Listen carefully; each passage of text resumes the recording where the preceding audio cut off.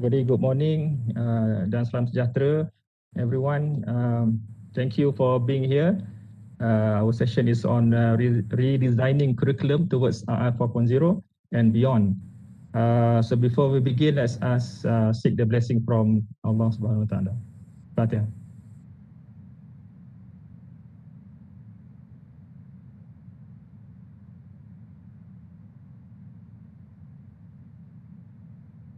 Okay, our session will be here at Webex, Cisco Webex, and we also have it in our YouTube channel, FSG YouTube channel. For those who cannot, sometimes they could not use Webex, they have problems with connectivity, so you can use YouTube. Okay, before we begin, I would like to say a few things about why we are doing this.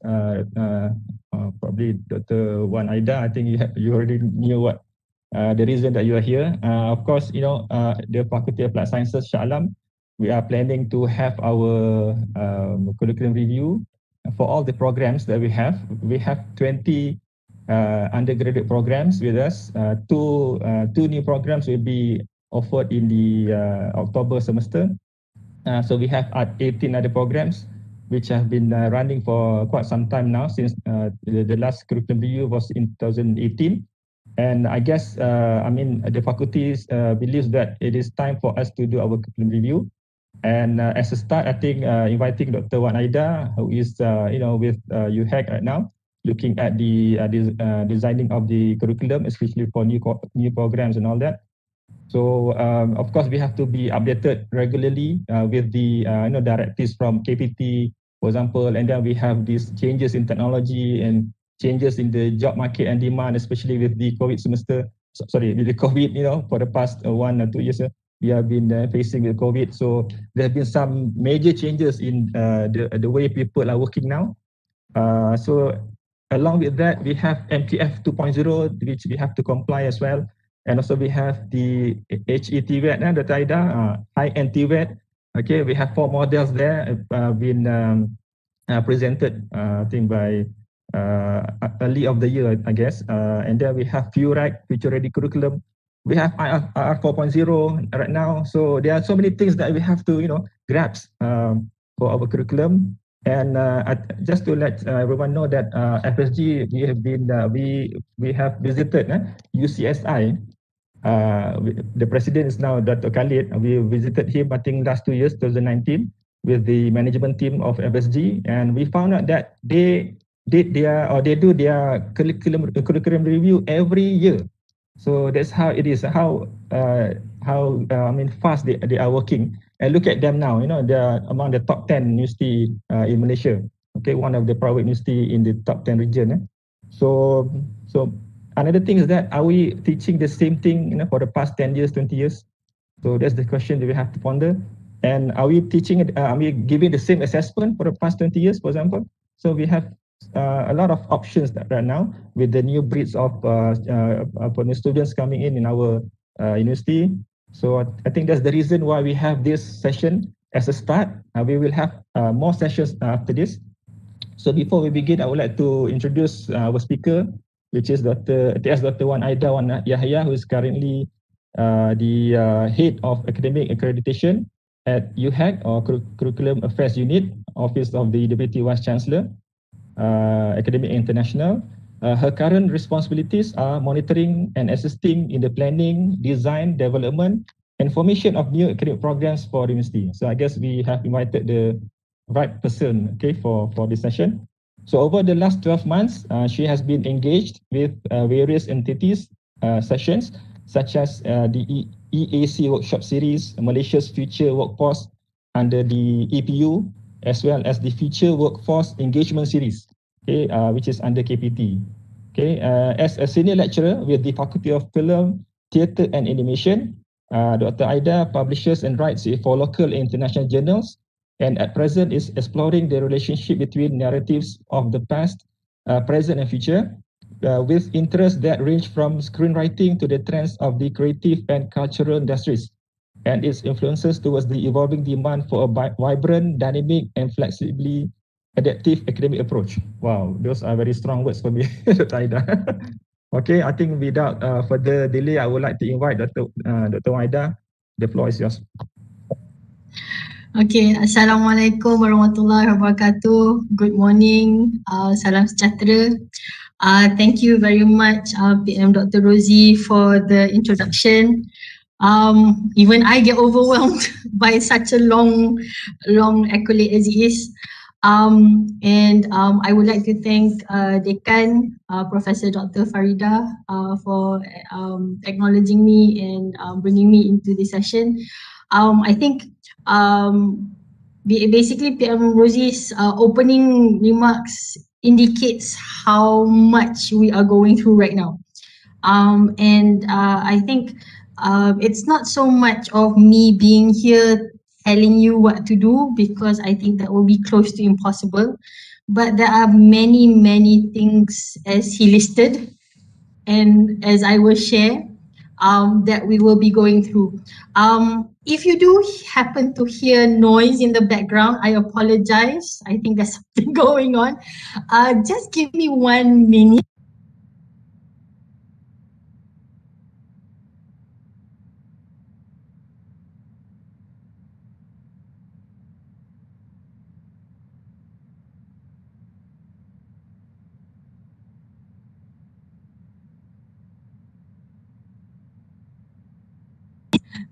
I'm so sorry about that. There was something, someone left the door open, so there's a bit of noise outside. I apologize. I'm so serious. So sorry.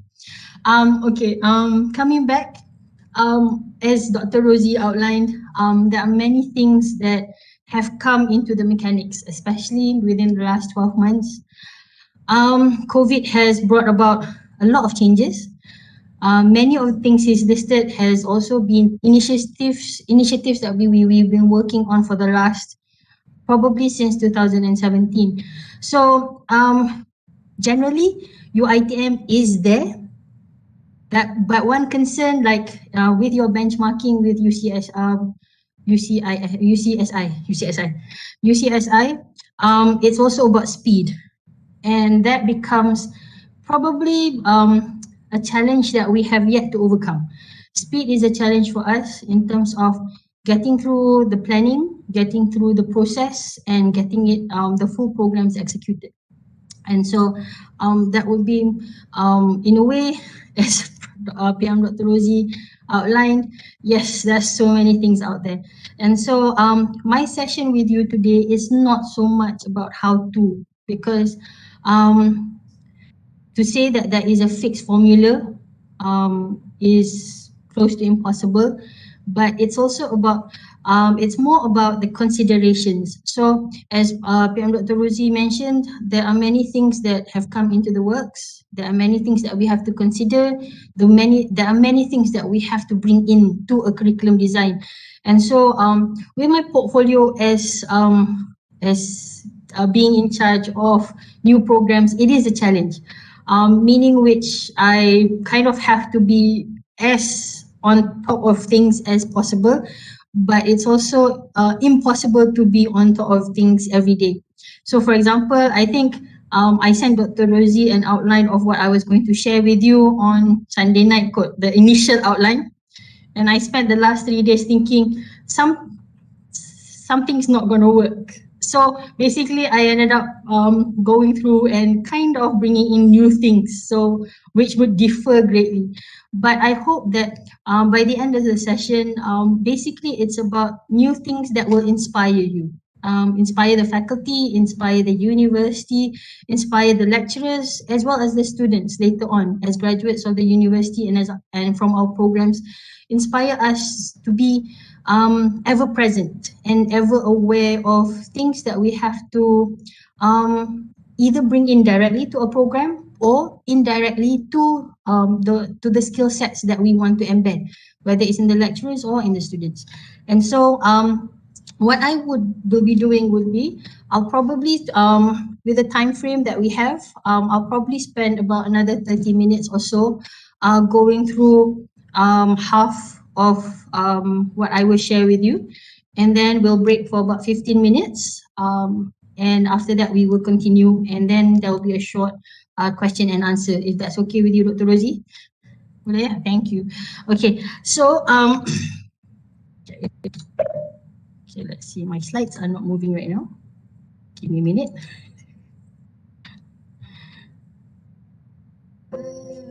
Okay, let's see. Okay.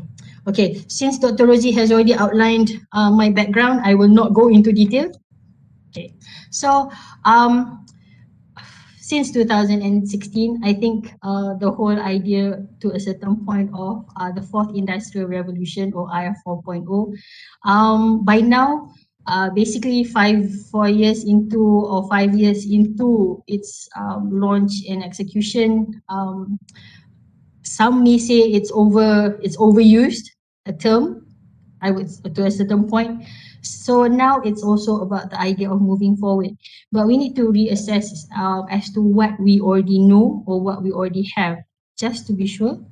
And then what is out there? What is beyond IR 4.0? Coming into 2020, while we had a lot of pre-planning done between 2017 and 2018, 2020 totally, it was a matter of, I would say, survival for a lot of us, especially the academic institutions, in how we actually redesign ourselves and readapt ourselves to moving forward.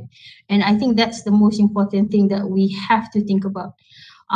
Will I be relevant tomorrow? Will I be relevant next week? Will we be relevant 12 months down the line? And that is actually a very serious question. And in comparison, it will go back to the whole notion of speed, yes, but being effective and accurate in our planning, and that is important. So being fast is one thing, but we have to make sure we kind of put the design of the curriculum of our programs in a way as well formulated or as right as possible. And so hopefully by the end of this session, it's just more of things that you may know, you have heard before, but with the hope that you will find new ideas or a new perception or a new direction that can take your programs, your faculty and the university to further heights or greater heights as it is. Okay, and so this is just a brief recap only, and there's probably nothing new here, in the sense that, okay, before we start playing, okay, here I would just like to share, what we're going to do next is, where I will take you and I will ask for those who are here today to just scan, whether you scan the QR code or you enter the website from your computers, okay, to just enter a short survey as to what the fourth industrial revolution brings to mind. Okay, so we'll spend a few minutes there, but because sometimes the data can take a few minutes to generate, I will only share the data after the break because I will need to extract and whatnot. But just give it a go. So, for example, if you scan the QR code, it will immediately take you to the site as mentioned, and I will do it with you. It should take you there. Okay. It was active yesterday. Okay, and as you can see, it will ask you to just key in words that come to mind when you think about or when you hear the word the fourth industrial revolution. Once upon a time, I would have said by now, after 5 years, it's probably worn out as it is. But let's see what your opinions are and where you stand. Okay, but I won't reveal the data directly at this point in time. Okay, so just spend a few minutes there, and supposedly this is where the live data is supposed to come in, but as such, okay, so I hope you are on it right now. Okay, so it'll be good to see in terms of what we know and probably things that may appear that others can pick up on. So the whole idea is not so much about accuracy, but about how you feel or what you understand about IR 4.0 at this moment in time as of 2021, and not so much about what it's supposed to do and how it's applied. So it's your reaction towards it. Okay, and so this is the screenshot that you have in terms of the interface that will take you there, but I will reveal the results probably in a bit. Okay, now this is purely historical, okay, something that we've seen more than over the years in one form or another, which I won't go into detail as it is. But my question would be to the faculties, because because of the mass audience that we have, to the faculties would be, are we still stuck at a certain phase? Are we still within the context of we are relevant and we are important? So probably some of us might just be still stuck in the early 90s or the 2000s. Okay, so now the question would be, that's where Semakan Curriculum or Curriculum Review 2021 onwards has become a very critical point in our university design and curriculum design. Very much because 2020 with COVID has forced us to adapt to a new form of teaching and learning. That's one. But in terms of within the last 12 months, it has also impacted our graduates. It has impacted our industries. It has impacted the economic and lifestyle of society as a whole. And so that's the positioning that we have to, when we come in as curriculum designers or as planners and thinkers, it's no longer, oh, my program is still important, the country needs it, the world needs it, which is true. The programs would still be relevant within a certain context, but we also have to realize the reality is that things out there are changing, and the demand for a whole different lifestyle, livelihood, and future for the younger generation or the graduates that we produce is going to be key. Now, this is where it started, okay, in 2016. Okay, this is where it started in 2016. I will not go into detail because those are things that are familiar. But I think one two key factors that you can take, or I would identify from the fourth industrial revolution, or IR 4.0, is the whole notion of challenging ideas about what it means to be human. When I first heard about IR 4.0, I'm going to go that way. When I first heard about IR 4.0, the first thing that came to mind was, what do I need to do personally to ensure that I remain relevant as a human? And I think that was my biggest concern. Or how does my field remain relevant, that it is not taken over by machines, technology, and other factors? And so that was the first impression that I had when IR 4.0 came in. And it was like, how can the importance and how can humanity be replaced by machinery? And that was the first reaction I had when IR 5.0 came in. But as we have gone through the last 4 to 5 years, within the context of our political change, economic change, social change, the whole notion of VUCA has, I think if there is a bigger word, it's either a tornado. And as the image that you see right now, it's a twister. It's a pool of so many things that, as Dr. Rosie mentioned, there's so many things out there that has influenced how we live, how we work, and so forth. And so here the idea is, how do we move forward? And I think that's more the key reason for me being here.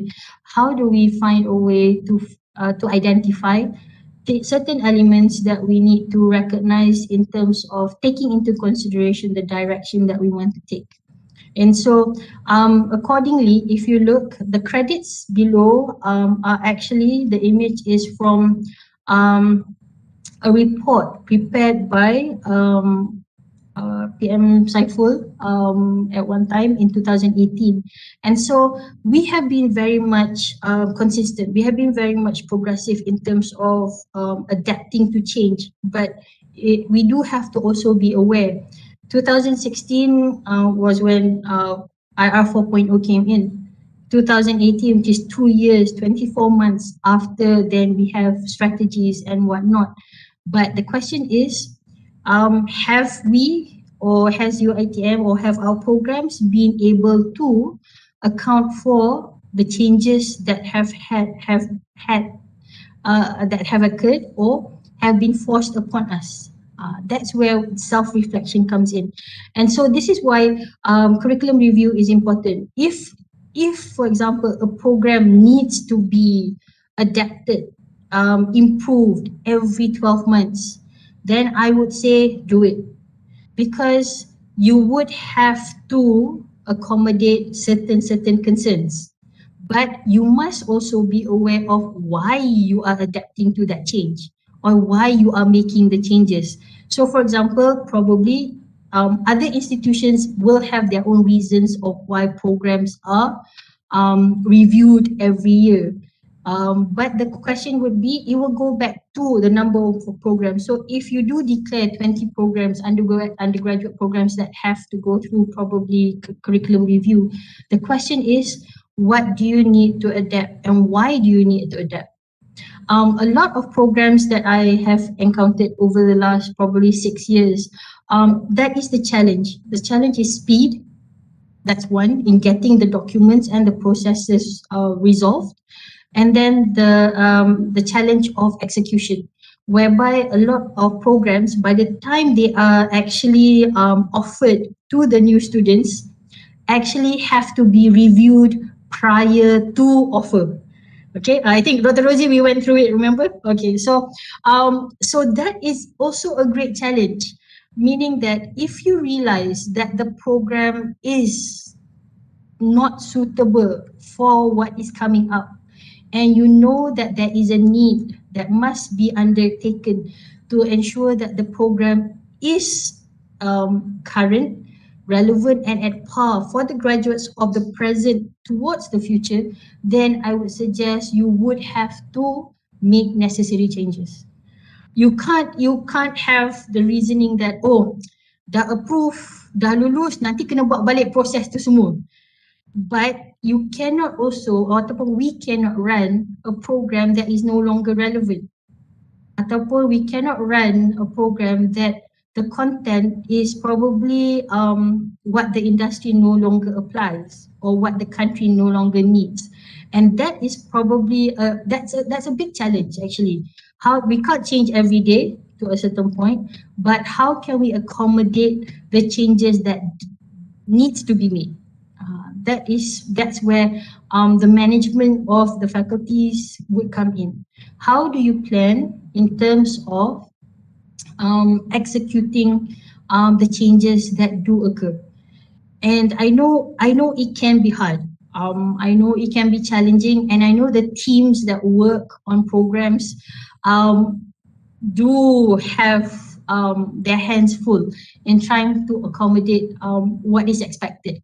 But I think if you have a good team put together, and I think that's the most important thing, having a good team that believes in the program that you are designing, that knows that what you are designing you can inspire, and because you do have to keep the lecturers on the design team motivated to go through the process. As of 2021, we are hoping that we can actually get through the process of getting our programs out there faster. We're hoping. We're on that challenge right now. UHEC itself, of trying to get it out there as soon as possible.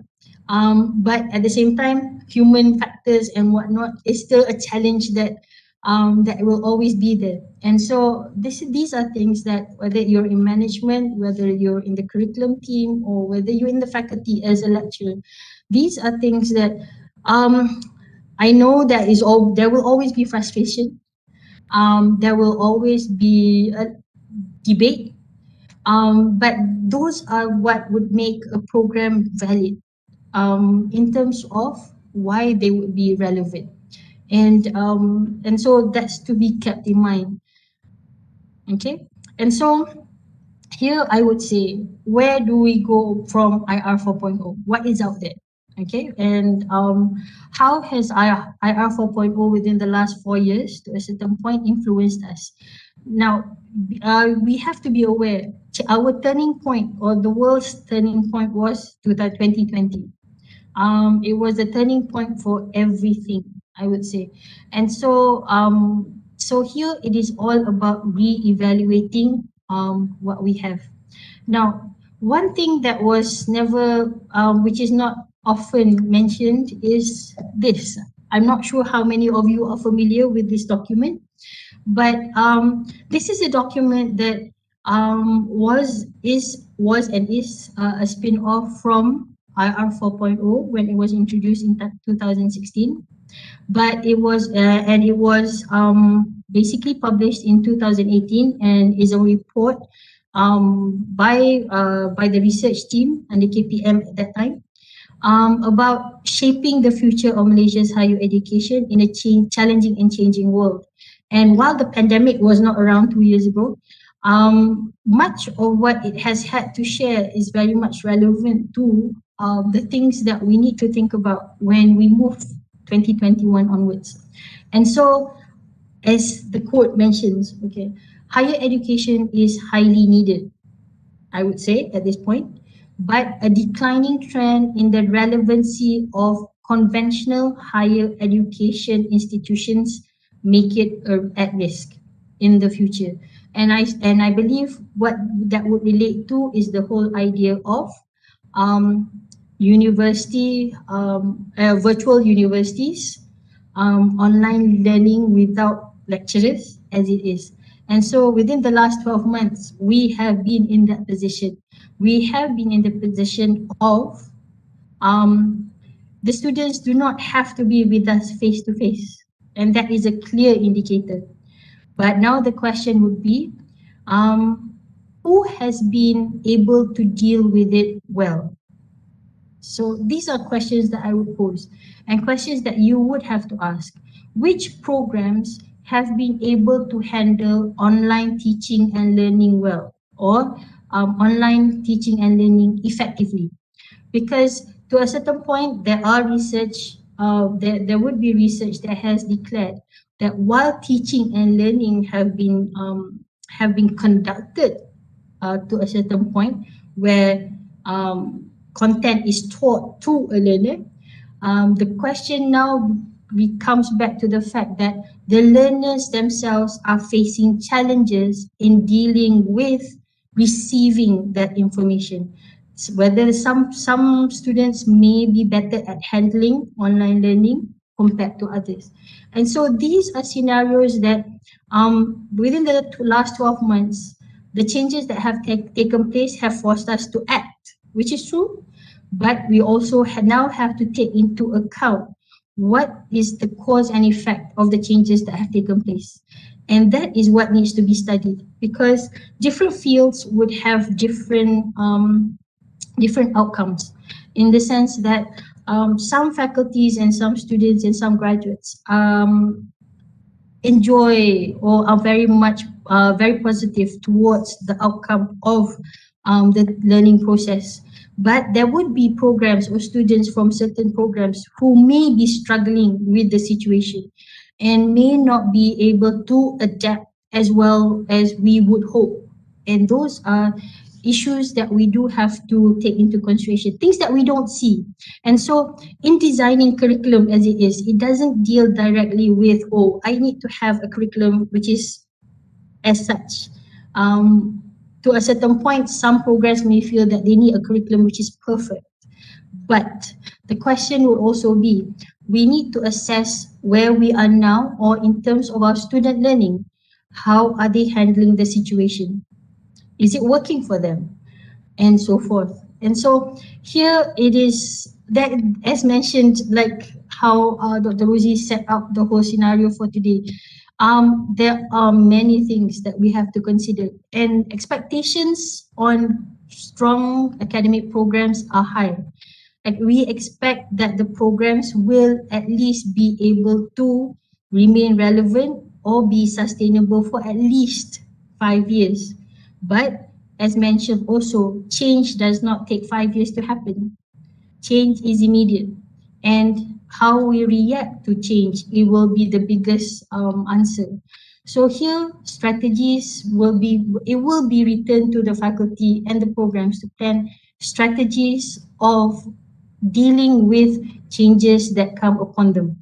Okay. Now, as mentioned, the timeline initially was shown, but I would like you to take you to the last outcome. Okay, from the same document, the whole notion of personalized learning. And I think within the last 12 months, we are very much into personalized learning through whether it's various platforms, from mobile technology, digital technology, and the mechanics. And so adapting the field to this personalized learning will take you into various considerations. How do I make my program work? How do I make my field of study work? And so forth.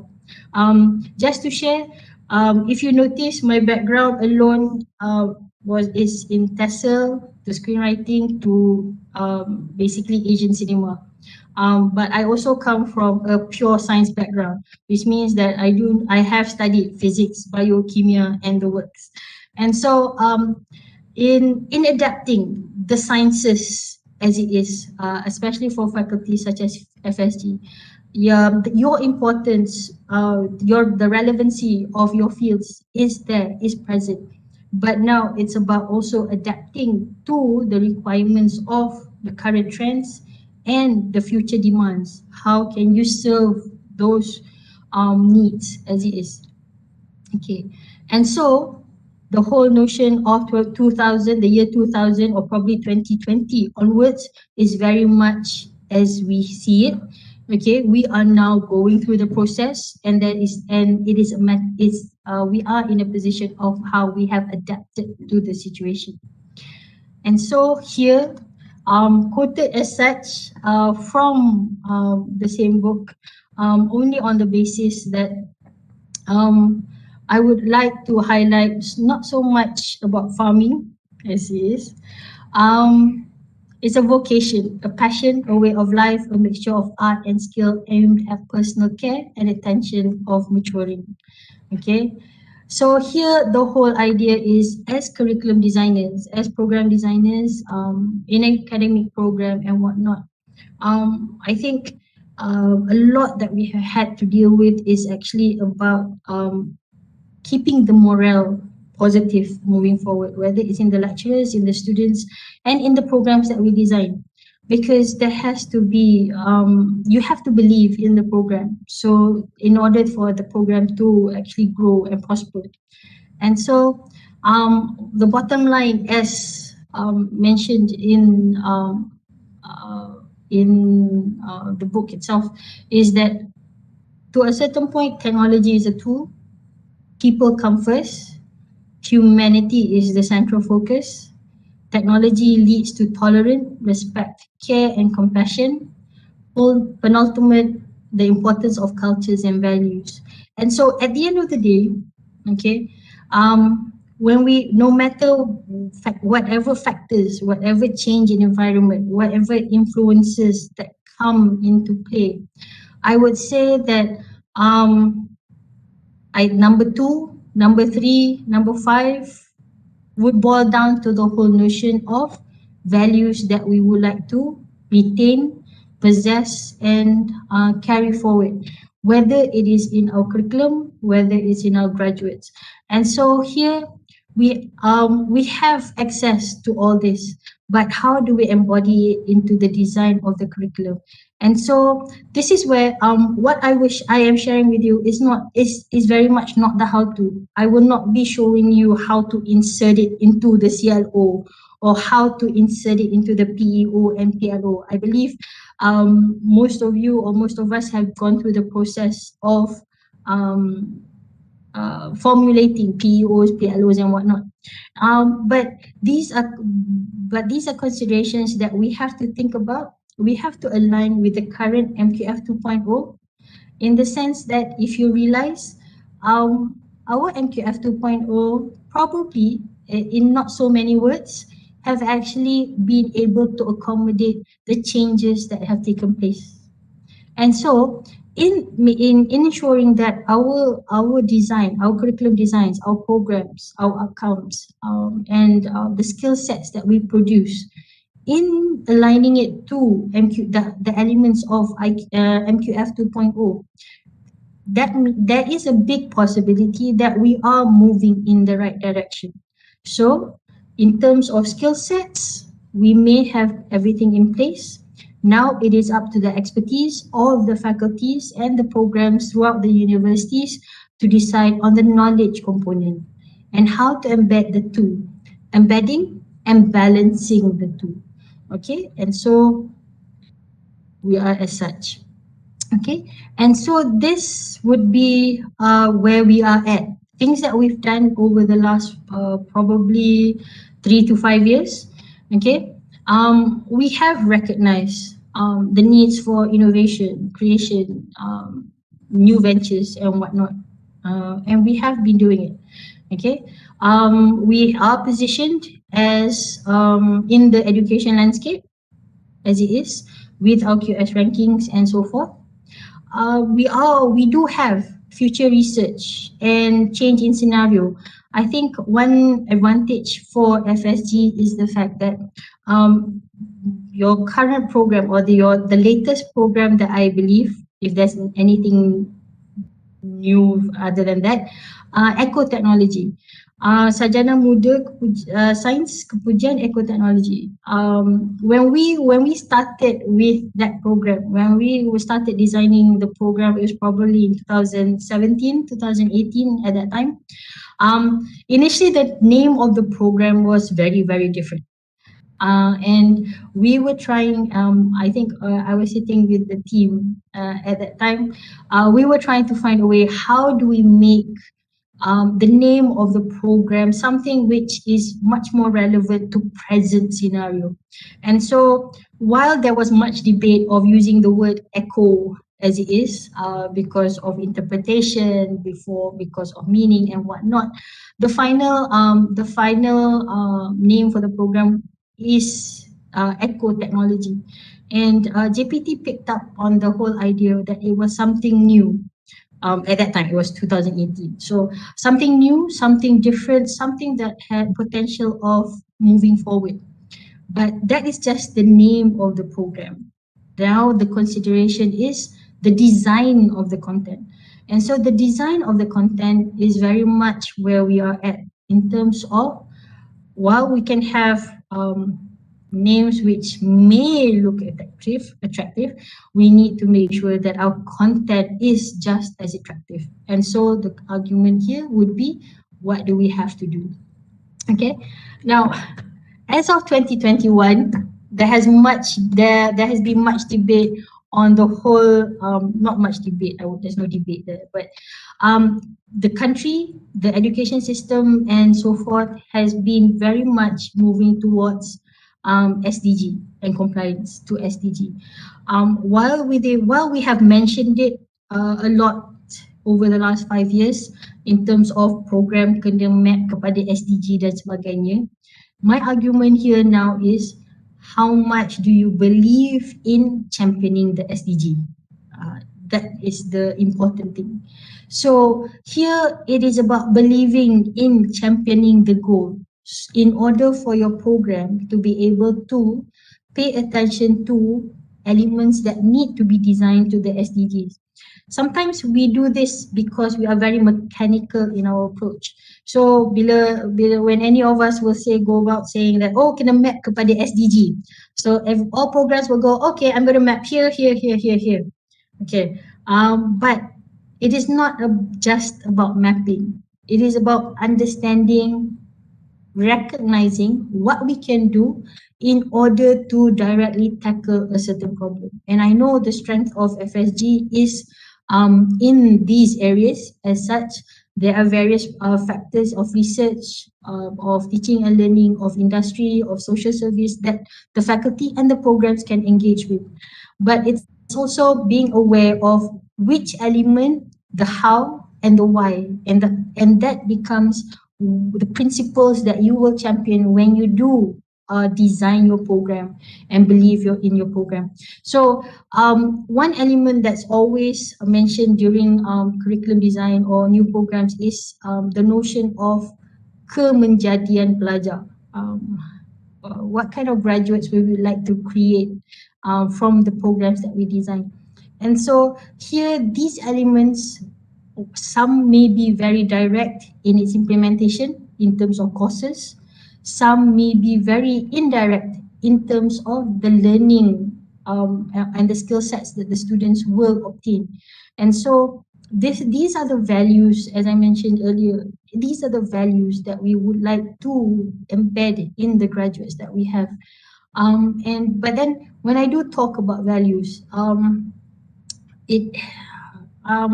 would say that we have, over the years, we have tried to embed the values into our programs, but what has been the outcome in terms of the values that our graduates take out to the industry? Okay. Now, while there are some studies that have been done in terms of the values that the students display, it would boil down to, have we done the right thing, or did we accidentally miss out instilling values? But then there will be that argument. I know everyone will be thinking, is it our job to instill values in our graduates? Values is not something that you teach directly. The whole idea would be, as all of us here today, while we were studying, there were values that we learned from the experience that we engaged with, the people we met or the people we talked to, the industries that we worked with. And while we grew as academicians, as researchers over the years based on those experiences, what the question would now go to, what kind of experiences would our students need in being able to basically survive the outside world, whether it's the workforce, whether it's on their own, and so forth. Okay. Now, while this is very much business in terms of IR 4.0, okay, I was supposed to remove this actually. I'm not going to focus on that one. But the whole notion I would bring to is while the world has, while we have been talking about IR 4.0, Japan in 2016, when IR 4.0 came out, they already had Japan Society 5.0. But here, I would probably not compare ourselves to Japan. The scenario of the social structure, the social construct of the society itself differs. But the values that they would like to champion would be very much in terms of their culture. But this is what we have. Okay. When Wawasan Kemakmuran Bersama was released 2 years ago, if I'm not mistaken, the original version was 2 years ago, 2019. And it was recently brought back into attention by the Prime Minister. And so I would say that no matter the political stand, the agenda of the people, of society has always been of importance to the country. And so then Dr. Rosie will go, how am I going to bring in kewawasan kemakmuran bersama back into the curriculum? Okay, but this is it. Bottom line, it is about how can the university, in terms of the programs, in terms of the graduates, serve society at the end of the day. What can we do? And so in a way, Wawasan Kemakmuran Bersama has been around, probably it was in the design, it has changed, the name has changed over the last 20 years actually. But I would say that the values that we have always tried to champion, whether as a university, whether as a society, or within the programs themselves, it has always been about the values of giving back to the people, of serving the people and serving the country. And I think as a big university such as ours, that responsibility is, I would say, huge, because we do cater to the whole nation in terms of having a campus in every state. And so here, when we do want to think about designing, to say that I wouldn't say that you would have to have all elements as suggested, but what would be your greatest strengths? What can you capitalize on that you can champion, as well as championing through the program and through the students, in terms of being of service to the community or to the society? And that's one element where, for those of you who may or may not be familiar, Service Learning Malaysia, University for Society, or known as SULAM, is very much a part of the whole process. SULAM was an initiative, which is not in the slides as it is. SULAM was an initiative created executed in 2019. It started in 2019 as an idea of community service as it is, but not within the context of your traditional community service and whatnot. It was more designed and with the purpose of engaging with the community to serve their needs. And so I think over the last 2 years, as it is, Sulam with UiTM especially, Sulam at UiTM has taken off to quite an impressive start. To those who are aware, recently we had JPT executed and launched eSulam Innovate competition. And currently the number of applications or submissions that we received over the last week or so was quite extensive. And so it showed to a certain point that there are many students and lecturers who are aware of how their programs can serve the society, and how over the last 12 months, especially during COVID, how we have actually been able to adjust within the curriculum itself of being able to be of service. And so these are thoughts and considerations. Designing a curriculum is not a one-off thing. You can't just say, you can't have a 3-day workshop and say, okay, this is it, it's done. It doesn't work. It doesn't work that way. It does take time. And so, and I think that is the greatest challenge. Time is our challenge, because speed, time relates to speed. And so the question is, how can we do it as effectively as possible? And that would be the most important strategy that faculties and campuses and programs have to take. Okay, and so for now, I will just take a break. We will take a short break of about probably 12 minutes as it is, and we will come back at 11. Is that okay, Dr. Rosie, boleh? Okay, boleh. Okay, so kita break kejap, and we return at 11 o'clock. Just Sure. okay. Thank you.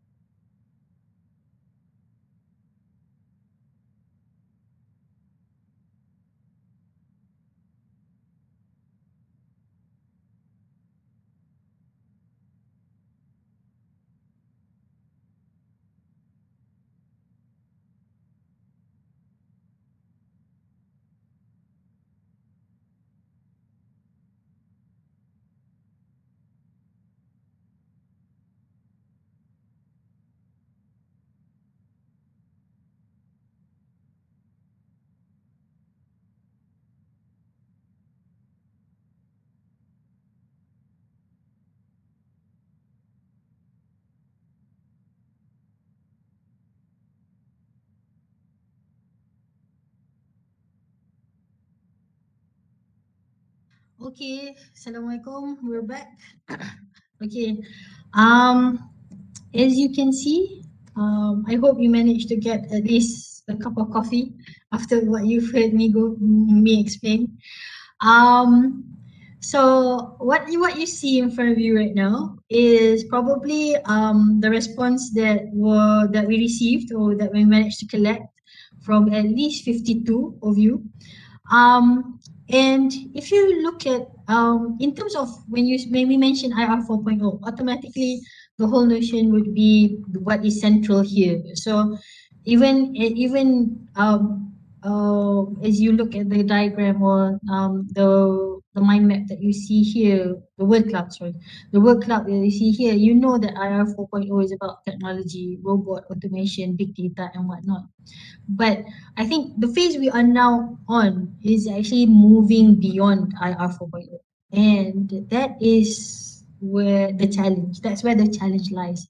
And so I would actually, in taking this word cloud as it is, I would actually see whether it can be categorized according to a certain criteria or a certain set of criteria. Now, for in terms of, for example, you would have a section that would be technical based. Technical based meaning that elements of technology, robotics, AI, digitalization dan sebagainya. Okay, sorry. Okay. Um, all big data and so forth, they would go into a certain pool as it is. But you would also be able to isolate um, needs or skill sets that may be specific to your field. In which, for example, if I were to look at the smaller words that have been mentioned, I would look at probably trying to decide what I can turn into something that is fast and flexible, or in the notion that IR 4.0 is fast and flexible, but then how do we relate it to our programs? Macam tu. And here, students equipped with knowledge. The whole question now would be, how do we get students to be equipped with knowledge? The need to be aware, and it's actually the smaller elements or keywords that you have identified that I would actually ask you to pay attention to, because the smaller keywords are probably the hidden values that you would like to bring into your program, because the big keywords would be things that you would directly, probably to a certain point, bring into your courses in terms of the kind of courses that you need to design and whatnot. But it's a smaller skill set, okay, or the soft skills that would be embedded that you need to be able to champion in order for us to design effective, relevant, and sustainable curriculums or programs. And so, if you look at a few words that I would like to highlight, the whole notion of intelligence, um, creative, okay, very much mentioned in the World Economic Forum of 2020 skill sets. Survival, okay, what component of our curriculum design is about survival? Or how do we design a curriculum that our students can survive? That's a big question. Eye opening, no borders. Try it, okay, try it, and then you may reach success, okay. And then you have other words, and okay, I don't know whether I should laugh or cry with KPI industry, but expectations, I would say expectations on them. There will always be expectations from the programs that we design, and the expectations that of the programs must be able to meet the needs and the relevancy of who we serve and so forth. Okay, and so this is just a small exercise in terms of IR 4.0, and it's a single word. If you were to actually run it with your program, whether you sit with your industries, or whether you sit with any of your stakeholders, okay, it's an exercise that you may find would be very interesting. It's fast to do, and it would actually highlight what is the first thing that's on their mind when it comes to the expectations of a program, of a field, of of a skill set that they want students to have. And so these are just methods of trying to figure out what we need to do moving forward. Okay,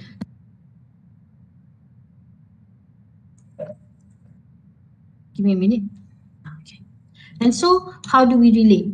Now, this is summarizing probably the latest report in the World Economic Forum as of October last year, in which the forum itself, the session was actually declared as the Jobs Reset Summit. Okay, and as of October 2020, basically, I think even the country, even we were on that bandwagon of adapting, accommodating, changing, and providing initiatives for the community and the country of moving forward and dealing with the pandemic. While the three elements that the World Economic Forum has always declared, I think to a certain point since the beginning, was the notion of how a lot of fields will be automated in terms of how skill sets will be and jobs will be replaced. Repetitive, based on rules, involves limited or well-defined physicality. Now, and so what has happened is in them assessing the scenario, it's a global scenario. The question now is we need to reassess within the needs of the country. So the whole notion would be by 2025, which is only 4 years away, 50% of all employees will need reskilling, and 40% of workers in 6 months upon graduation will also need reskilling. And so I think that has been mentioned by most industries within the last year as it is. But one element that has not disappeared is the whole idea of, or the whole notion of critical thinking and problem solving skills. It is our ability to adapt in terms of any scenario, whereby this skill set has come into high demand as it is.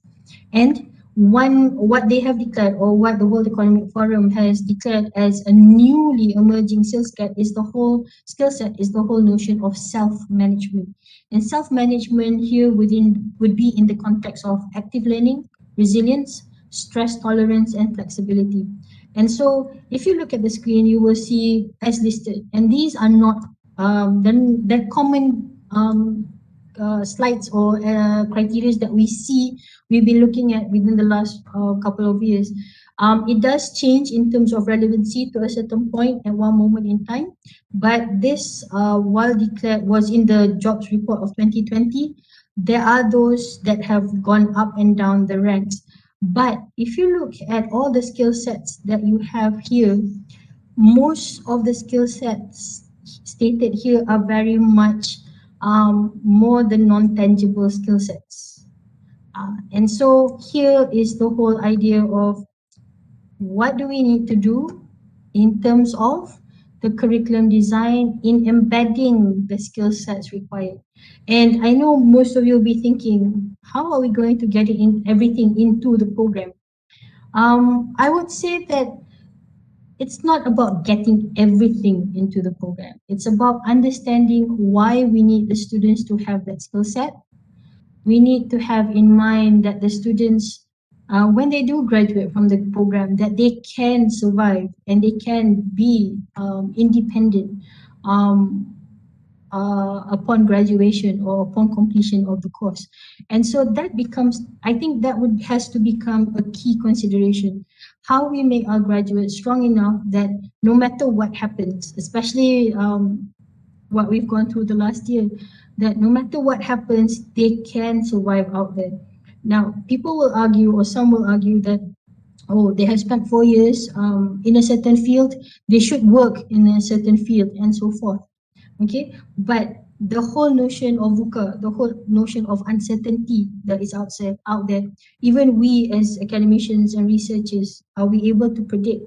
If we can say that the students are guaranteed a job in the field upon graduation, then it would so be it. Then probably the job market would still be relevant to the program itself. However, if our students step out and they struggle, even within the next 6 months, then we know that we need to intervene and there are things that we need to do. For programs who have graduates who are actually selected even before they finish the program, that is a strong indicator that the program is relevant and there is a potential of it being sustainable.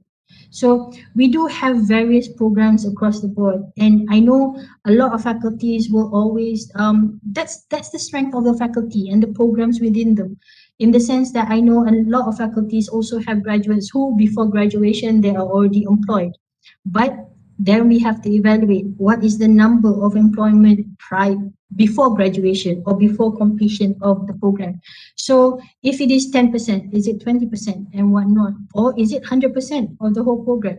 So that would be one element that you would also be looking into, whether your students have the potential of being employed even before they graduate. There are programs that we have in the system that are as such. So it's not impossible. Okay. Okay. Now, and so based on the report as well, it's the whole notion of 3 ways to prepare young people for post-COVID job markets. Okay, high tech, low tech, and no tech. Okay, I think in terms of us adapting to our teaching and learning, it is as such. We've also gone and embarked on the whole notion of a reduction in exam-based evaluation. And now the skill set of empowering youth with adaptability skills and also financial resources.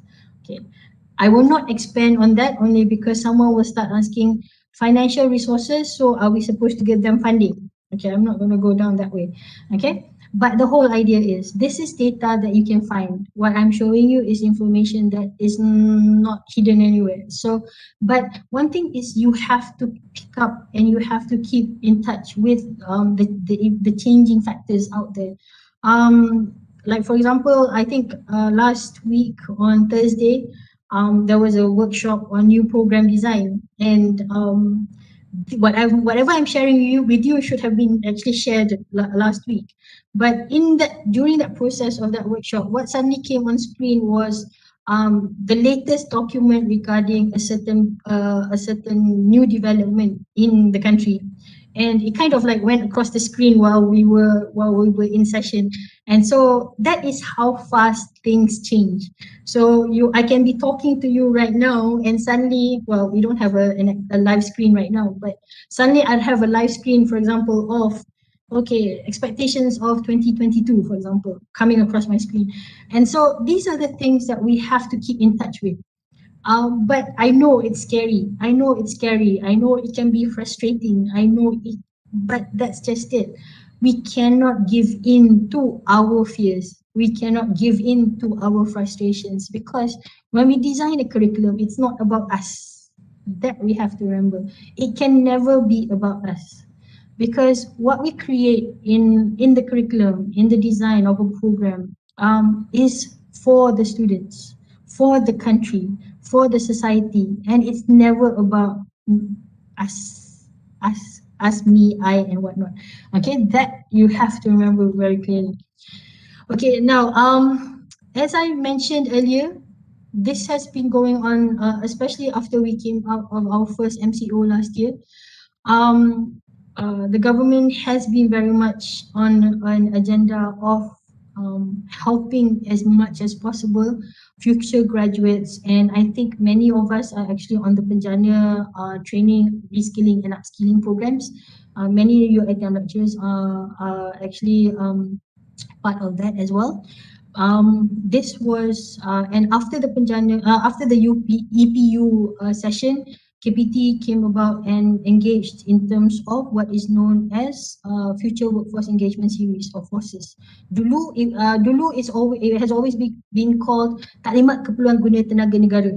That is usually how we used to call it. Now, if you look, the QR code that I provided will actually take you to the all content that was shared during this engagement. So it would have the latest data of 2020. Half of the data would be from, for example, you would have data from MDEC, labor force, Jabatan Perangkaan and Talent Corp, if I'm not mistaken. And you would have data which was or is prior to COVID itself and also post COVID. And so there, in looking, there's actually this was will actually take you to a link. So if once this slide is shared with you, you can either shoot the QR code or you can actually click any of the hyperlinks. There are actually multiple hyperlinks in the whole slide, which if at your convenience, click away and find out what is out there. But once you do click it, okay, we do have access to a massive amount of data. That one we have to be very aware of. And that's just it. With all this data that comes to us, or we're kind of, there's an avalanche of data as it is. It's about us being careful and also being selective in identifying what is the best for the program, the faculty, and also the university for the students. And so this means that it would be about engaging with others. When we do go out for audits or when we do share sessions with external parties such as MBOard or other universities and whatnot, um, one thing that we have to be aware of, the more feedback you get, the more people you engage with, the better perspective you have about understanding how others work. And so that is that is where we have to come now. That's what we have to do. We have to take ourselves out there. We are such a big entity that sometimes it's a bit scary for us to go out because we feel that well, we're good enough, probably. But the whole issue would be we need to step out there. We need to know how the world works because the possibility of us being left behind is very high. And I think when we started embarking on the whole notion of future design and future curriculum design and whatnot, it was the first factor that came into mind was how scary it was to embark on these needed change.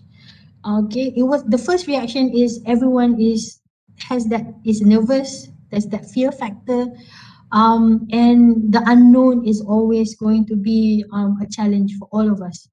But it's when once we overcome that fear factor, it's amazing to in terms of the things that we actually find, we discover, and the potential that we actually have in actually doing so many other things. And I think that one part about curriculum design that's exciting is the fact that every day is always a wow day. There's always that wow factor, or oh, okay, there's something new. It's always about that in mind. And so when I do go on curriculum designs, it's not. I know there's always the habit of you had kata, okay, that tends to go around. But you have to remember, you had tak pernah kata apa-apa pun. You had hanya kongsi apa yang kami tahu to a certain point. We only share what we know but which many of you may already know as it is. But it's also, but the whole idea in curriculum design is being inspired to be able to design, develop, and move that program through the process. Because when you believe in your program, you know that it is worth fighting for all the way till the end. And you know, if you believe in your program, you know that whatever changes need to be made will be made because that is what you believe in. And that is where it's important. And the values that us as academicians, as curriculum designers, as part of the whole academic wave as it is, and the academic change that's happening here right now, we need to be able to believe that what we have or what we are going to create will make a difference in a positive way, like in a constructive way as it is. Okay, since 2020, since 2019, 2018, 2019 till this year, okay, there have been many initiatives that the government has brought forth. Okay, so Industry Forward, which was launched by previously by the former Prime Minister, was dealing directly with the whole notion. So our 2018 was very much about dealing with IR 4.0. Okay, but what has come into play right now as of 2021 itself is very much the post-COVID era. And if we're not even out of post-COVID yet. So the COVID era and beyond, I would say. So a lot of the initiatives that have been brought forward by the government in terms of studies and blueprints and initiatives are things that we need to say, okay, how can we make it work? Or is this relevant to my program? How can I relate? And so forth. And so what you see here is what has just recently been released. These two, within the last, we're coming into the end of March, so that all this has been released within the last 3 months to a certain point. Malaysia's digital economy blueprint, which is 2021. These are all hyperlinks. So basically, once you do get the slides, you should be able to click, and it will take you to the documents that are related for you to further study and analyze and relate accordingly. And the recent one would be the Entrepreneurship Action Plan for Higher Education Institutions.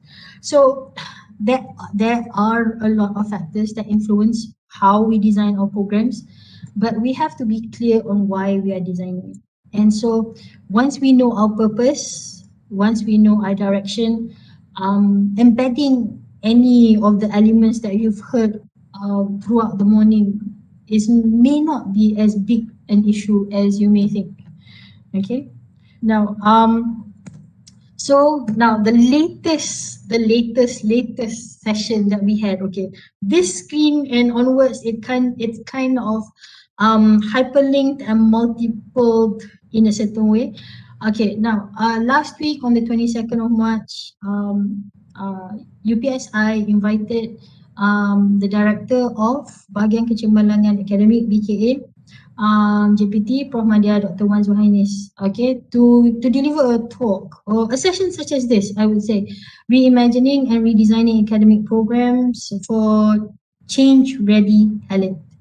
And I think the keyword here would be the whole idea of change ready talent. Okay, now what I will share with you will be a certain set of slides that were identified by Dr. Wan Zuhainis in the slides. Now the hyperlinks that you see, for example, this hyperlink will actually take you to a recording of the session with Dr. Wan Zuhainis. Now, the session is on UPSI's Facebook page. The audio is probably a bit not so well. There's a bit of noise in the audio itself, but if you take time to study the elements that have been discussed, and this would be the most recent because it was only last week. I kind of had to resort to the video because I also had a session at the same time. But there were things that were identified and highlighted that is which are strategies that JPT is taking in moving forward or helping universities move forward. And so if we can if we can identify or tap onto anything that may or the program feels has potential, then go for it. I will put it that way. So now, so what I've done is I've actually extracted, tried to summarize to a certain point the key discussions. Okay, there might be a few things that I have not gone into detail because there are things that are more intricate, especially in terms of itemized information. But the scenario would be ideas of framework for future ready curriculum is something which should not be foreign to you right now, should not be. But if it is foreign, then basically it deals with the whole idea of creating curriculum which is considered fluid and organic.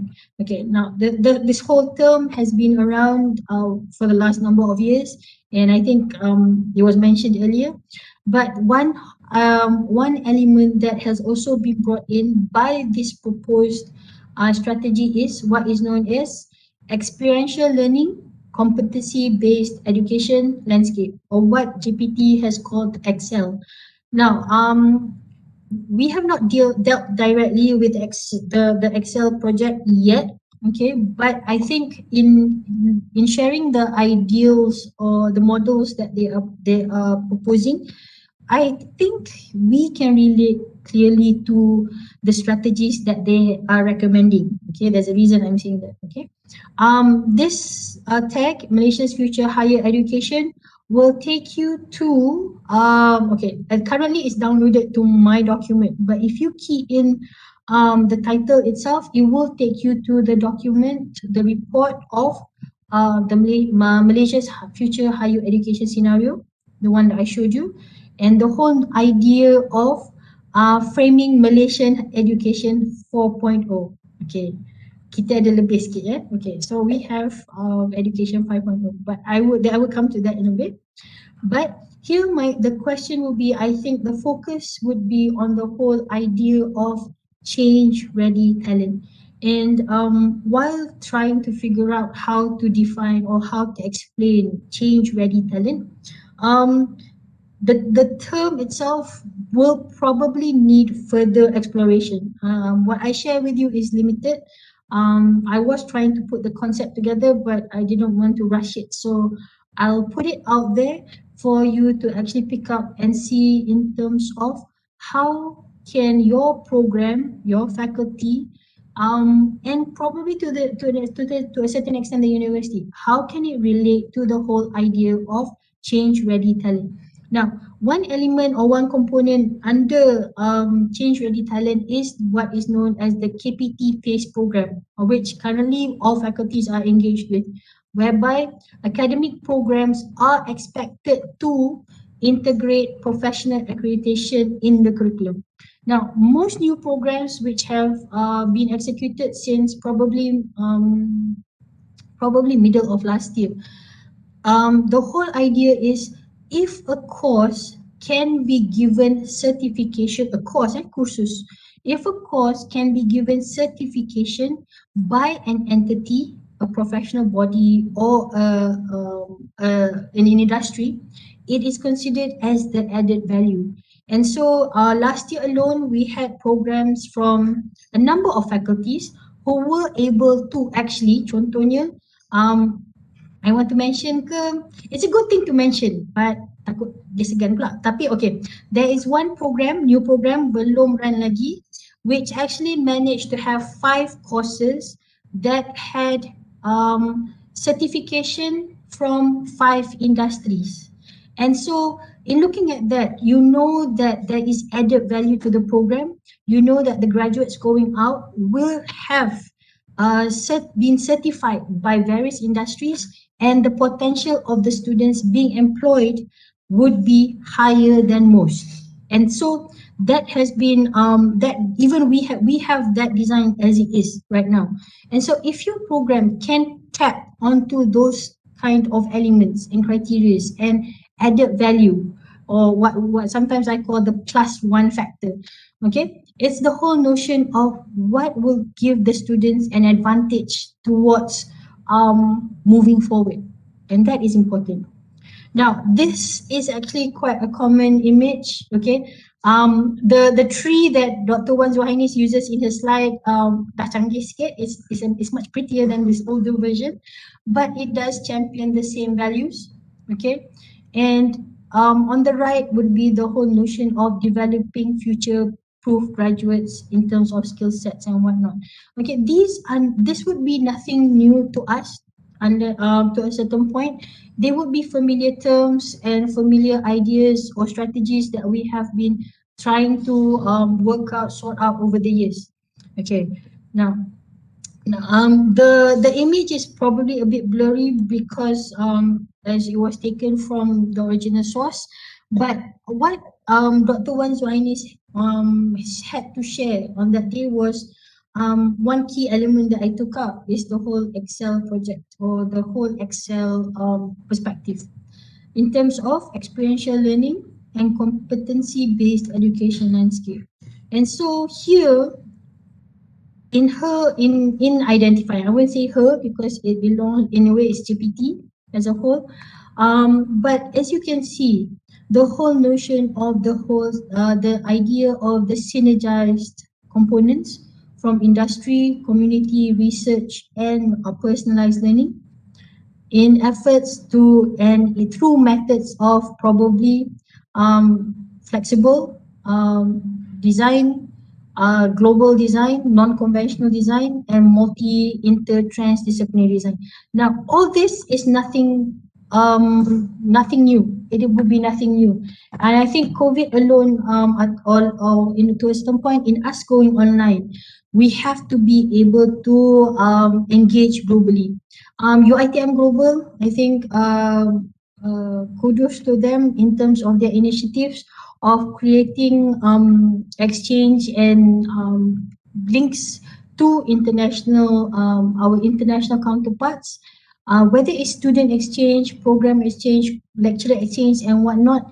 This going online has broadened our potential as it is. And so maybe it's about looking for courses that you can share with your global peers, and also research that you can share with your global peers. And so here would be elements. Now, these would be nothing, I would say this would be nothing new to a certain point, but refined in probably JPT strategy of moving forward.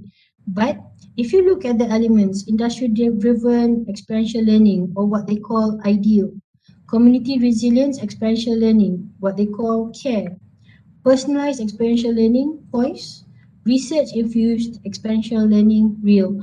Now, these strategies as it is can, and I would suggest, provide us with an alternative of moving forward. But the question would be, do we have it already, or are we just about to start now to think about? Okay, so this is a more refined element in terms of GPT calling it the Excel models.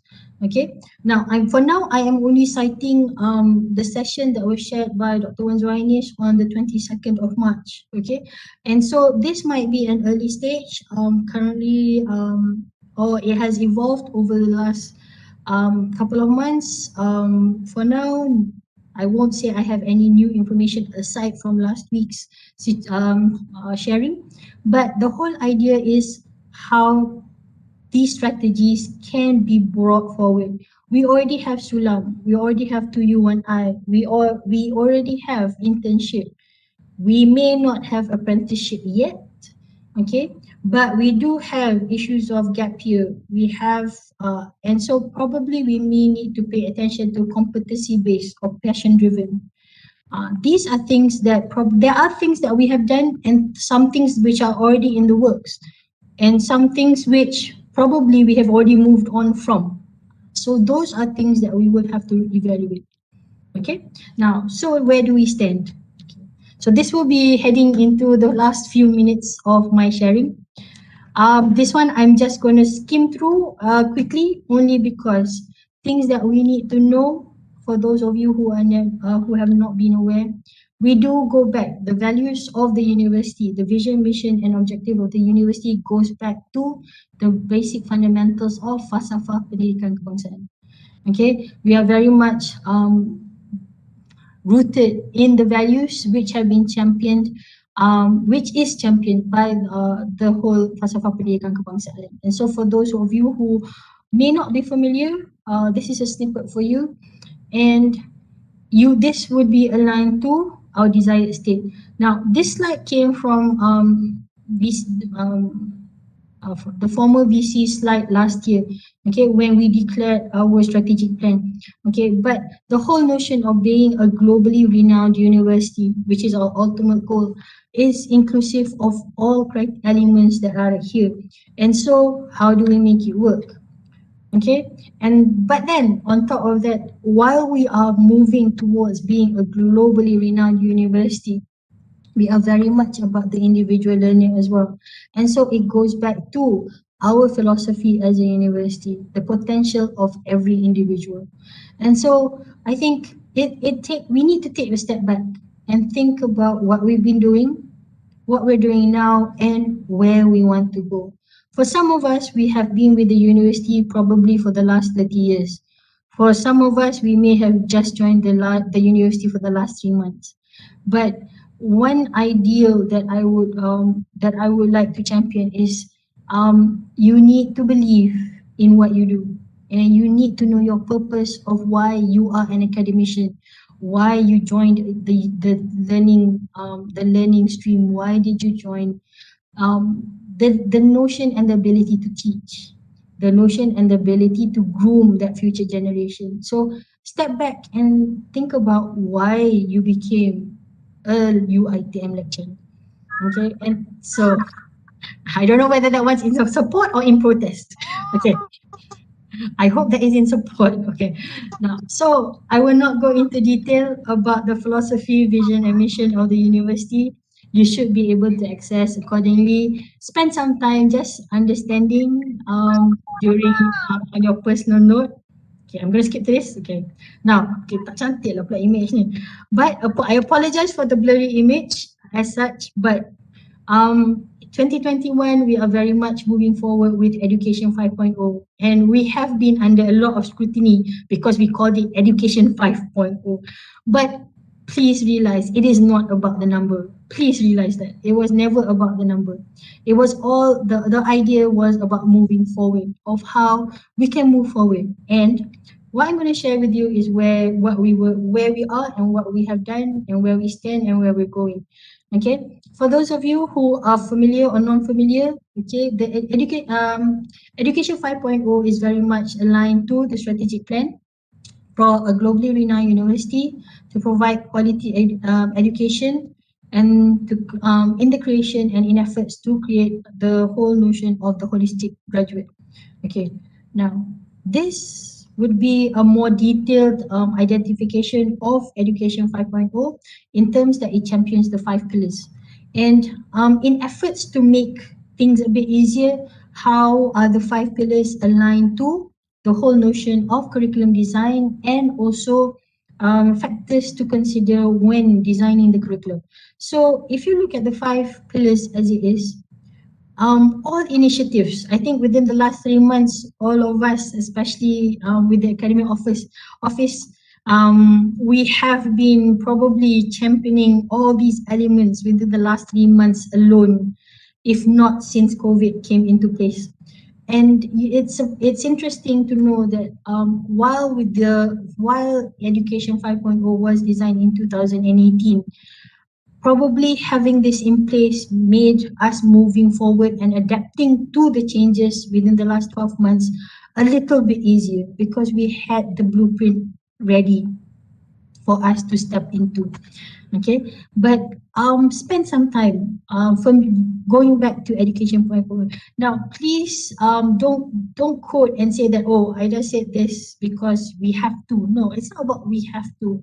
You will have to decide what works best for your program, and that is important. It's not about orang ni kata, orang tu kata it has to be. No, there's no has to be. It's about looking for the best way forward, and that is the most important. And that's the most important, I would say. We need to know why we are doing this, and what we need to know why we are creating a certain learning outcome or a certain PLO and whatnot. Okay, now these are just a few initiatives that probably the reason they are pop-ups is because these were mentioned in the slide by JPT last week by Dr. Wan Zuhainis. Most of this is most of the coherent and relevant curriculum is in the future ready curriculum elements. But one thing that was identified or mentioned in the sharing last week was the whole notion of transformative educators. Okay, while in our blueprint we call it inspiring educators, but I think the initiative is actually we're already engaged in this movement of going forward, and the whole notion of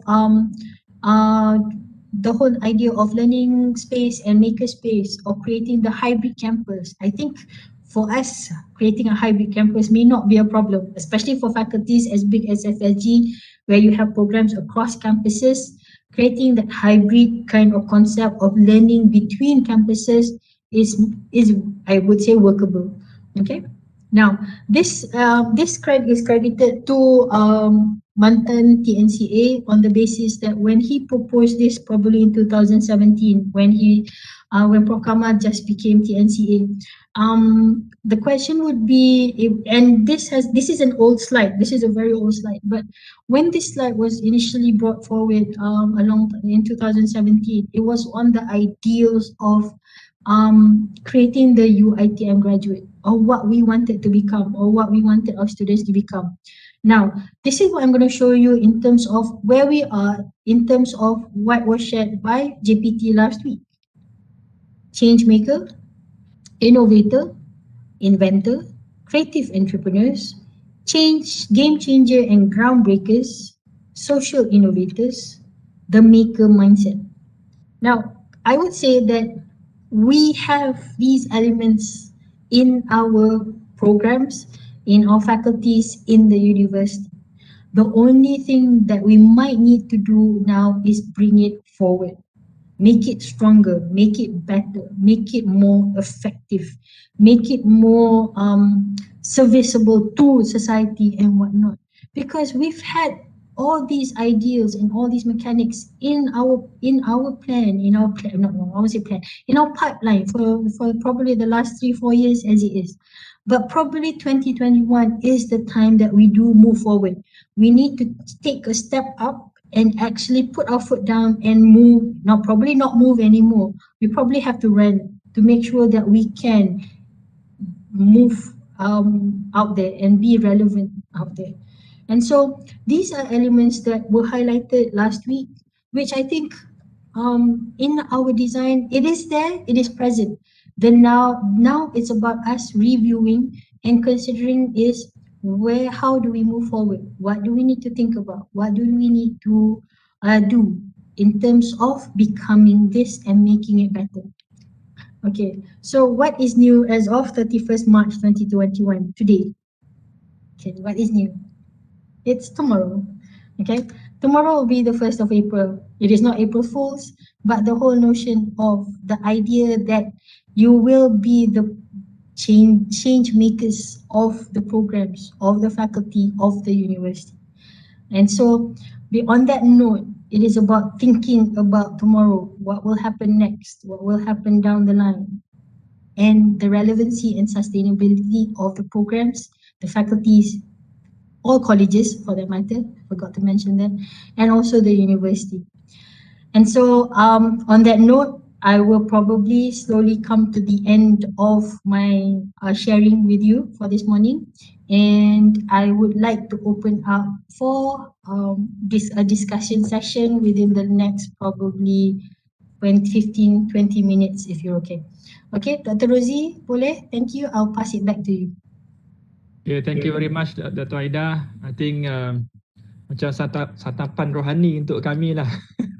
Curriculum developers ni, those who are involved in curriculum review sebagainya. This is our santapan rohani. I think this is a good start for us, I guess. And hopefully the participants either from FSG ataupun daripada luar, secara ramai juga buat kita jemput tadi daripada luar pun sama. And I really like your slide on the bottom line. Whatever technology that we use, the bottom line is about the people lah, kan? The humanity, the compassion, the care, especially to our students lah, kan? And people comes first. Whatever it is, people comes first. So probably kita open the session to Q&A. So if you have any inquiries or questions, just unmute, or you can use the chat box if you would like to. Okay, feel free, please. Di YouTube pun kalau ada question, sila postkan. Saya akan jaga di antara Webex dengan YouTube ni. If you have anything, just post the question in the chat box.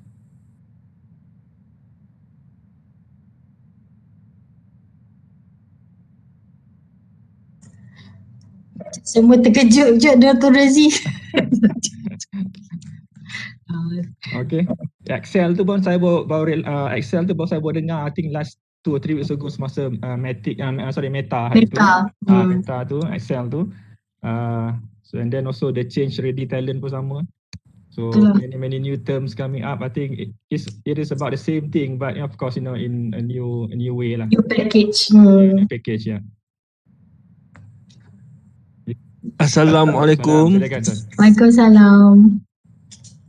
Terima kasih atas sharing Dr. Aida. Saya nak tanya tentang IR4.0 tu. Adakah elemen-elemen 4.0 tu dalam kurikulum kita setakat teori ataupun setakat cerita saja, ataupun kena ada praktikal dia, ataupun kena ada instrumen atau mesin yang berkenaan? Okay, thank you Dr. Raja. Okay, in terms of IR 4.0, bringing it into the curriculum, it depends on the purpose sebenarnya. Okay, kalau ikutkan dia, so dia boleh dibawa masuk dalam banyak cara actually. So sama ada sebagai sebuah tool, sebagai alat. So for example, if you are going to use tools like IoT, data analytics and whatnot, then it becomes a tool. But for example, there are faculties who, because due to IR 4.0, they have actually brought in the use of equipment, tapi mostly software lah. On this note, it's mostly software. So the whole idea is, it depends on the function of IR 4.0 to your program. Kenapa elemen mana satu yang nak guna? Teorinya akan jadi pengetahuan, tetapi aplikasinya adalah sama ada penggunaan yang lebih mungkin berkesan. Which one is more effective? That one you will have to decide. Okay, macam saya daripada teknologi polimer, jadi kebanyakan student kami kerja di kilang manufacturing lah, sama ada kilang plastik ataupun kilang getah, manufacturing. Okay. So contohnya mesin yang selalu kami gunakan adalah injection molding. Okay. Okay, so kalau injection molding ni kita boleh jalan secara manual dan boleh juga jalan secara menggunakan robot. Okay. So kita boleh letak robot lah kat situ, robot arm. And then injection molding ni satu proses yang banyak parameter dan kita boleh consider as big data lah. Okay. Okay, dan kita boleh upload ke cloud dan sebagainya. So dari segi tu, dan katalah kita ada secondary process dan kita boleh print on the product yang kita dah inject tu. So we can add the element of personalization. For example, you nak letak QR code ke, nak letak your name ke, nak letak your gambar you ke dekat produk tu pun boleh. Gunakan laser printer lah. Okay, jadi ni facility macam ni is truly 4.0. Tapi saya rasa dekat Malaysia ni, walaupun facility ni ada, kita tak boleh akses. Okay. Ini mungkin dekat kilang-kilang yang multinational lah. Okay. And then, jadi pada pendapat you lah kan, jadi facility macam ni untuk saya mengajar, saya boleh je cerita kan, sembang-sembang dan mungkin tunjuk YouTube sana sikit, sini sikit, robot sikit kan. So adakah ini cukup? Okay, rasanya Dr. Raja rasa macam mana? Saya rasa memang tak cukup lah. Sebab UiTM selalu we are proud on hands on kan. Dan kita punya visi nak jadi world class dan excel in teknologi kan. Jadi saya rasa dia tak cukup lah. Cuma masalah dia, untuk ada facility macam ni, perbelanjaan tu saya estimate minimum 1 to 2 million lah.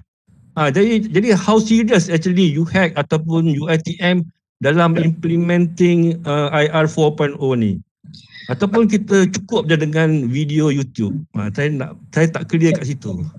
Okay, my first question tadi untuk Dr. Raja would have been, kita ada ke akses kepada benda tu? That would have been my first question.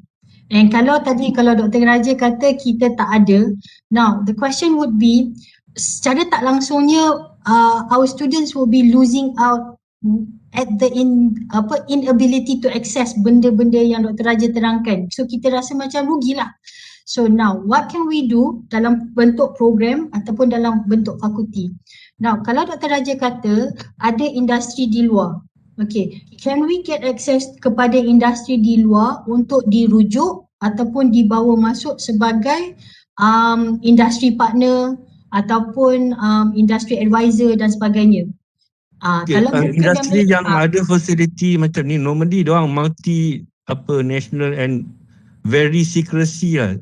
Even nak ambil gambar kat luar pun tak boleh. Something like that. Okay. Kalau industri yang macam yang tak guna 4.0 yang ni memang senang kita nak masuk ke nak apa. Tapi kalau industri yang ada ni sebab ni diorang punya teknologi dia punya know-how, dia punya bread and butter kan. Even kalau kita pergi pun setakat kita tengok saja pun sama dia macam sama you tengok YouTube lah juga tu. Kan, jadi so macam mana? No, I would hope, contohnya kan, I would hope that kalau boleh we can set up a partnership with entity yang willing to work with us. That would be our biggest initiative lah sebenarnya.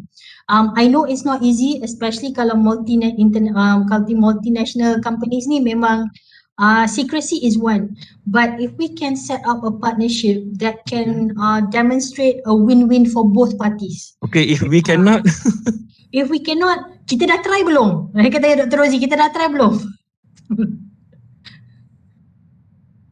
kita dah try, Dr. Rozi, kita dah try ke belum going to multinational companies?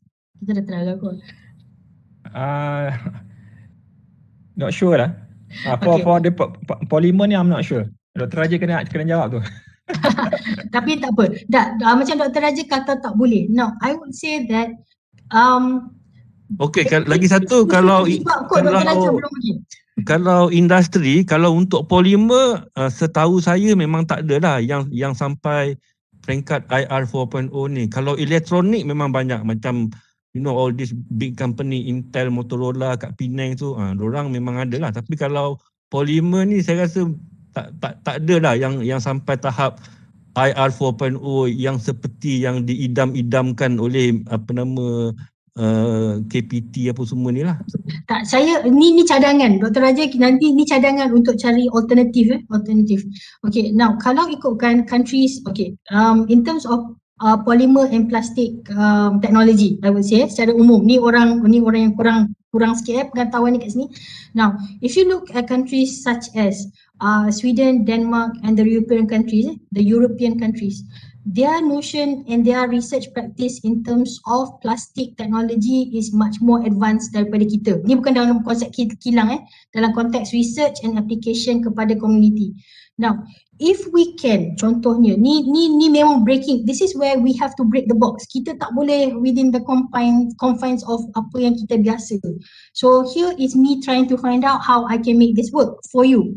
Okay, I would suggest that European countries are much more receptive to interest of other countries. Dia lebih terbuka kepada menerima pertanyaan kita, I would say.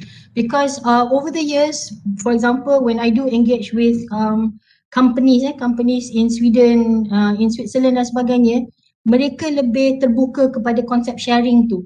So maybe here it's about probably Dr. Raja and your team tu, it's about breaking out of the box. Find people who can work with you. Because I know kita akan kata, banyak benda akan susah. Because getting to the best outcome that we can get is never easy. Whether it's in your field or whether it's in my field. Sama saja, memang mencabar. Tapi here it's about trying to go beyond that. So mungkin it will take time. Kita nak pergi cari company yang sesuai, kita nak pergi cari teknologi yang relevan, ataupun dalam mencari tu we might find something totally new and totally different. That is excuse me, you're talking about Europe. Yeah. So nak cari company kat Europe? No, that means that dia kena study lah. Dia kena cari companies who practice or who apply the kind of intention that you have for your program and see whether they are willing to share. whether it is virtually. My concept is if they can share virtually with us, at least it's one step forward. Itu maksud dia. Tapi kalau kita, yelah, apa beza virtually dengan YouTube? Tapi that's just it. Engagement, feedback. So it's about looking for new ways of trying to make it work. Yang tu nak kena mencari lah sebenarnya. Ada tak siapa-siapa yang dah buat benda ni? Currently engineer, okay, in terms of correlation, engineering is currently out there. Diorang memang ada a whole set. Internationally at the moment, kejap nak kena cari siapa. Dr. Raja boleh bertanya Dr. Hussein, Dr. Muhammad Hussein daripada FKM. Memang dia aktif dengan industri. Doing this 3D printing and all that kan, Dr. Aida dia masa I think recently dia memang sepanjang tahun 2020 tu memang dia buat apa. Okay, 3D printing saya kenal Dr. Hussein. Saya pun satu grup dengan dia. 3D printing ni one of the element of IR4.0, tapi among all the element for your information, 3D printing ni yang paling murah lah. Dia dapat mesin 3D printing less than RM1,000, you can buy it at Shopee or Lazada. So ni semua memang tak ada problem lah. Tapi yang saya cakap tadi macam manufacturing process, macam injection molding, then you add robotic, you add IoT, you add artificial intelligence, you add personalization, dan semua ni. Jadi saya rasa mungkin kita discuss kat fakulti lah, Dr. Raja. Kita bagi peluang pada guru lain nak tanya. Kita bagi peluang pada orang yang nak tanya, kita discuss dekat fakulti lah. And then yang soalan kedua, ada soalan kedua. Okey, silakan. Saya tanya ni sebab saya diberitakan akan dilantik jadi penyelaras kurikulum AS243. Itu yang saya tanya ni. Okey. Ada sebab tu. Kalau tak saya tak tanya. Dan yang kedua, yang keduanya ialah macam bila kita cakap element of IR4.0, contohnya IoT ataupun artificial intelligence lah senang. Then how what is the depth? How deep kita nak student kita tahu? Untuk kita yang ni bukan kita punya major, dan kita pun tahu kalau orang mungkin di engineering ataupun di IT ataupun computer science untuk belajar AI ni bukannya paper level 1 ataupun level 2, dia level yang lebih tinggi. So how depth? Itu saya punya soalan lah. Apa ni, I think bukan untuk Dr. Raja sajalah kot. I think it goes for everyone and for all of us who are engaged in curriculum design. It's satu the elements tu memang banyak. Elements tu banyak-banyak and it can be overwhelming. Now, so the question will be, persoalan terakhir tu akan berbalik kepada kita ataupun tim yang akan design dan fakulti yang akan monitor dan sebagainya. What do we want? Apa yang kita, atau what do we want, dan within kemampuan yang paling baik. Kemampuan yang paling baik yang kita boleh ketengahkan. And so here kalau kita nak ukur banyak mana, you will have to decide how much will the students need to know to be able to move forward. Itu memang akan berbalik kepada program dengan fakulti untuk program untuk brainstorm sebenarnya. Tapi yang penting what has to be kept in mind is the possibility of doing what you can. Dia kena open up in terms of what can I do to make it better. Yang tu I know it's a bit idealistic to a certain point, but moving forward you need to be positive. Macam mana kita nak cari jalan? So the breaking out of that box tu yang kita kena usahakan tu. That's usually when it comes to program baru, yang tu lah paling mencabar dia. Yalah, jadi ni akan balik kepada soalan pertama saya lah, kan? Kalau you have to decide. Kalau kita cakap how kalau kita orang lain, tapi Dr. Abu Hassan ada soalan kan?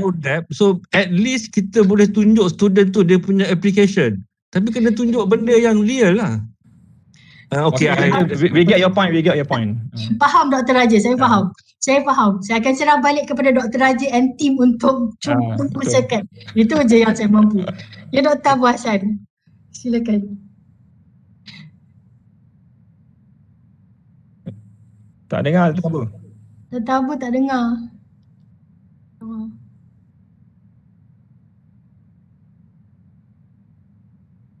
Tahu tak dengar?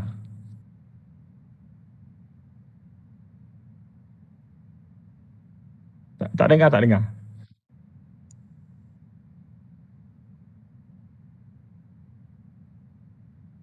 Belum Dr. Abu, tak dengar lagi. Belum lagi. Buat masa ni mic masih off. Ya. Mic on tapi tak dengar juga. Okey, Dr. Aida, ada sementara tunggu Dr. Abu settle isu dia, ada satu soalan. Okey. Soalan lah dekat chat box tu tentang isu connectivity dan sebagainya lah di kampus. Connectivity di kampus. Maksudnya macam mana? Dia kata even though the idea that he looks promising, but in terms of the it should be in line with the basic facilities ataupun infrastructure on site ataupun campus lah. For example, basic decent Wi-Fi full coverage connectivity on campus and such, not only for the students but the staff. So what do you say on that? Okay. My opinion on that kan. I know last 12 months memang kita masih mencabar, even going back online pun this semester pun ada cabaran dia tersendirilah kan. A lot because of this notion, because the whole idea of contactless learning and online learning ni memanglah a lot is dependent on our ability to be able to connectivity, internet access, internet speed dan sebagainya. That's why I think one highlight that World Economic Forum sendiri identify the whole notion of high tech, low tech, high tech, low tech and no tech. Okay. Now one thing when that came, I think when we got hit by COVID hari tu, we found out that kan all of us found out that we have students yang memang tak ada masalah internet langsung, masuk kelas, keluar kelas senang. We also have of students yang akan ada bermasalah, tak boleh get online, tak ada alat-alat yang disediakan. And we also have students who have no access, zero access altogether. And so I think this is where us as educators, ini dia test kita kepakaran, kemahiran kita sebagai seorang pendidik. Okay, bila World Economic Forum pitch the whole idea of no tech, okay, the whole notion of no technology, meaning that what do we do if we don't have any of the above? Apa yang kita boleh buat? That means kita akan berbalik ke old school, okay, old school zaman-zaman dahulu contohnya yang mungkin bukan gunakan face to face pun. So apa strategi dia? So here is where our profession as educators memang put to the test. How do we overcome that situation? Now, kalau ikut strategi macam yang berlaku di Sabah, kampus Sabah dan Sarawak, kampus Sabah dan Sarawak, I think kalau ada anyone online from Sabah and Sarawak, please let me know. I know strategies that were implemented in Sabah and Sarawak, the lecturers memang I would commend them, memang commendable, to the point that many students di Sabah dan Sarawak tak ada akses kepada internet.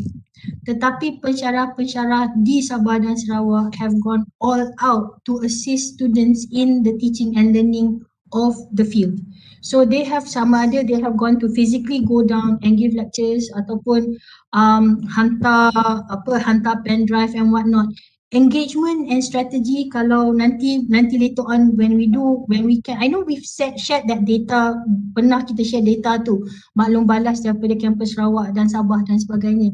But these are strategies by campuses yang memang majority pelajarnya tak ada akses kepada internet dan keperluan asas yang ada tu.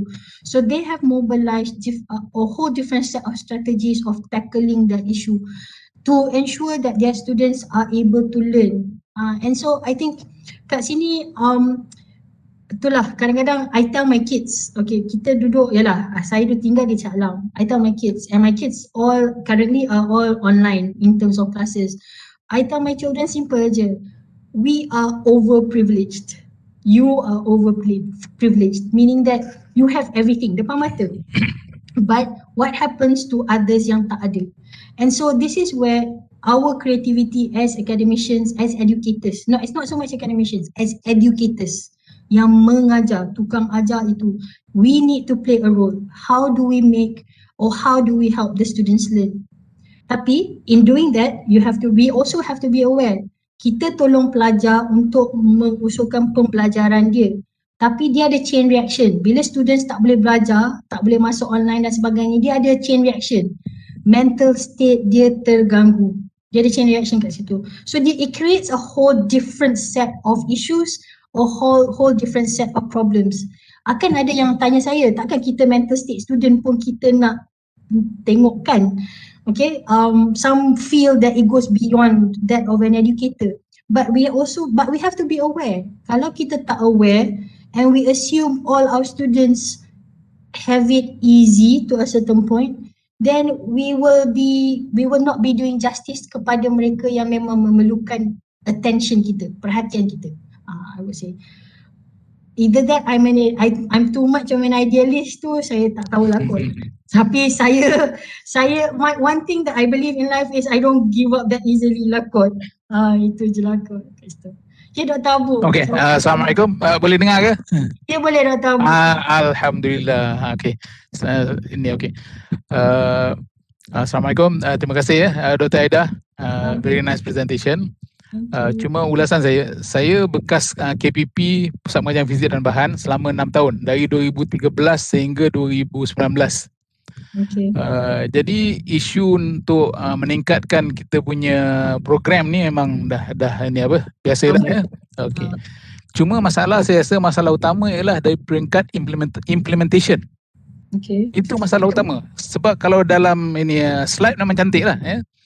Betul. Contohnya kita ada pelajar industrial physics yang kita fokus untuk industri semiconductor. Kita nak buat clean room. Mula buat Mac 2013, sepatut siap Oktober 2013. 2 minggu lepas kami terpaksa mesyuarat kenapa projek tak siap. Satu, contoh, clean room tak siap-siap ya, sampai 2021. Kemudian kita punya ini apa? Makmal fotovoltaik diambil sebab projek LRT 3. Jadi kita diberi pampasan 6.9 juta.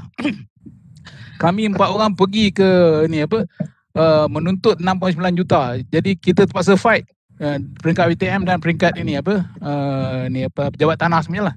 Dan kita dapat 6.9 juta. Kemudian UiTM dapat 6.9 juta hasil daripada ni apa kita punya fight tu . Tapi bila kita kata boleh tak kita minta peruntukan 6.9 juta untuk banner semula kita punya photovoltaic punya field lab ni, tak boleh. Kami buat berbulan kerja untuk projek 2.1 juta untuk field lab baru. Ditolak mentah-mentah tanpa dipanggil pun untuk pertahankan. 2.1 juta punya projek habis. Okey. Kemudian 2015 dikeluarkan ini ranking program-program yang ini kerja susah, yang ini employability. Kita kata okey, kita cuba perbaiki employability. Jadi untuk fizik industri dan bahan kita ada 3 laluan. Laluan fizik, laluan fotovoltaik, laluan untuk NDT, non-destructive testing. Kita spend 15,000 untuk hantar 2 pensyarah untuk dapatkan sertifikat. Sebab kita nak pengiktirafan ini dari NDT ya. Kemudian kita nak buat lab. Kita cepat-cepat cari lab. Dah dapat lab, kemudian nak dapat perkhidmatan, kita perlu hanya 700,000 pun tak dapat juga. Jadi sekarang ni pada saya misalnya kita kena betul-betul pastikan kita dapat bajet. Misalnya untuk smart lab untuk program fizik kita dan kita dah dapat, masa tu kita perlu 142,000. Saya bawa file, 3 file pergi jumpa Tuan Haji Mazlan. Masa tu dia timbalan. Saya kata kita nak offer course ni next semester. Saya perlu 142,000. Alhamdulillah dia terus pump 142,000 dan kita dapat banner kita punya smart lab. Jadi peringkat PowerPoint presentation saya rasa tak ada masalah. Peringkatnya ialah implementation. Setakat mana kita jadikan benda tu reality dan kita sebagai fakulti berusaha bersungguh-sungguh nak pastikan apa yang kita hendak dan apa yang kita dah cadangkan untuk materialize. That's all. Thank you. Ya, betul Dr. Abu. Saya setuju. What is on paper is the ideal picture. Apa yang kita inginkan dan impikan. Tapi nak mencapai impian tu yang cabaran paling besar dia. And saya faham sangat bila Dr. Abu kata facilities, bajet dan sebagainya kena tarik dan sebagainya. Bukan apa. Saya punya fakulti belum lagi ada fakulti tersendiri.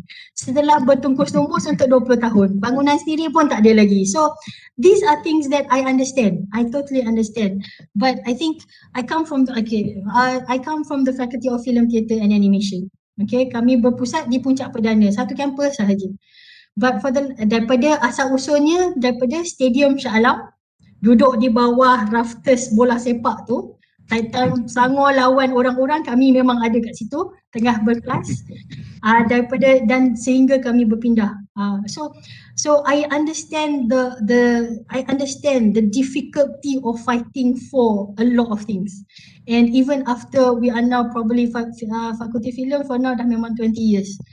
And we have masuk blueprint, keluar masuk blueprint pelbagai pejabat over pejabat tanah, bangunan, design, multi-design over the last 20 years. I understand totally. But one thing that I was probably a few years ago, this one was when one of our international partners came to the faculty. Kami sebenarnya waktu nak jemput orang datang Fakulti Filem waktu tu, Fakulti Filem dia punya main office kat bangunan flat. Siapa yang pernah ke Puncak Perdana, office Fakulti Filem tu dia flat. Kalau ada team Vita kat sini, saya tak menguntuk fakulti ya. Okay. Dia artinya kami punya office dan bilik kuliah adalah apartment blocks. Okay.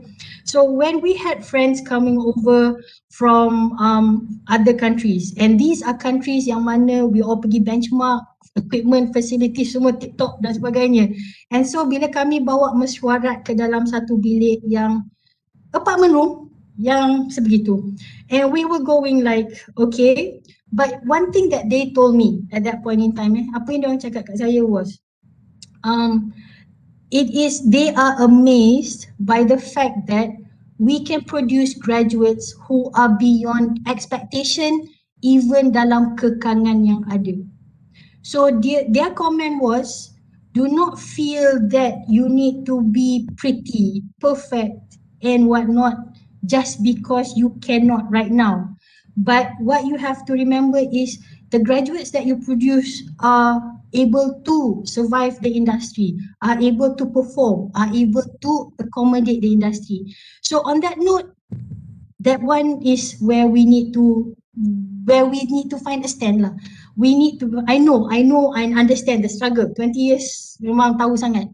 Tapi itulah, sometimes it's surprising that sometimes kita pun how our students, how our graduates doing. Graduates daripada program Dr. Abu dan sebagainya, how are they doing outside? Are they okay? Have they been able to survive the industry? Or are they struggling? Yang tu kita nak kena tengok. So itulah, it's a lot of reflection. Kita memanglah as educators, kita memang inginkan sebaik-baik mungkin. And kita memang ada banyak ideas and banyak a lot of heart. All of us have a lot of heart going into a program. So so here sometimes itulah, now katakanlah we are engaging with semakan curriculum, we need to self-reflect. What have we done that means that our students kat luar, our graduates are okay? So some things we are doing right. Some things we need to try to make better. Some things we will have to let the students learn on their own. Itu, so memanglah kita sebagai kita tanggungjawab kita sebagai pensyarah, sebagai pendidik ni memang tanggungjawab tu besar dan cabarannya memang besar.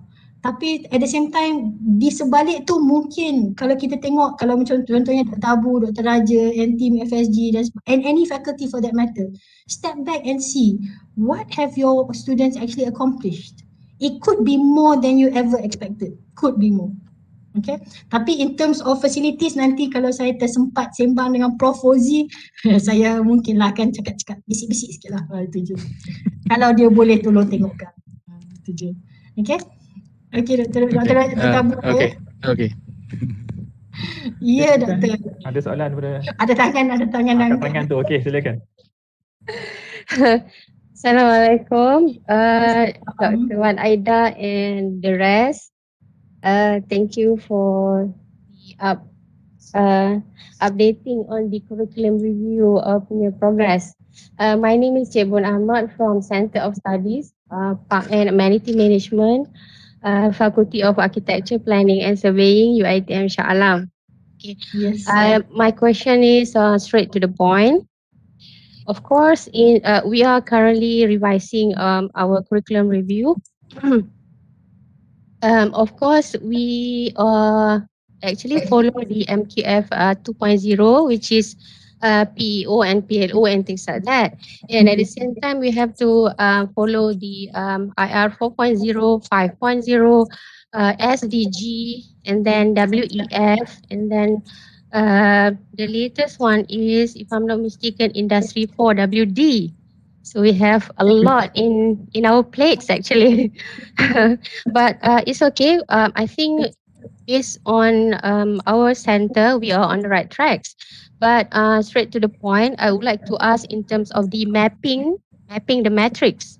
Okay. So right now we are mapping the SDG, WEF. Okay.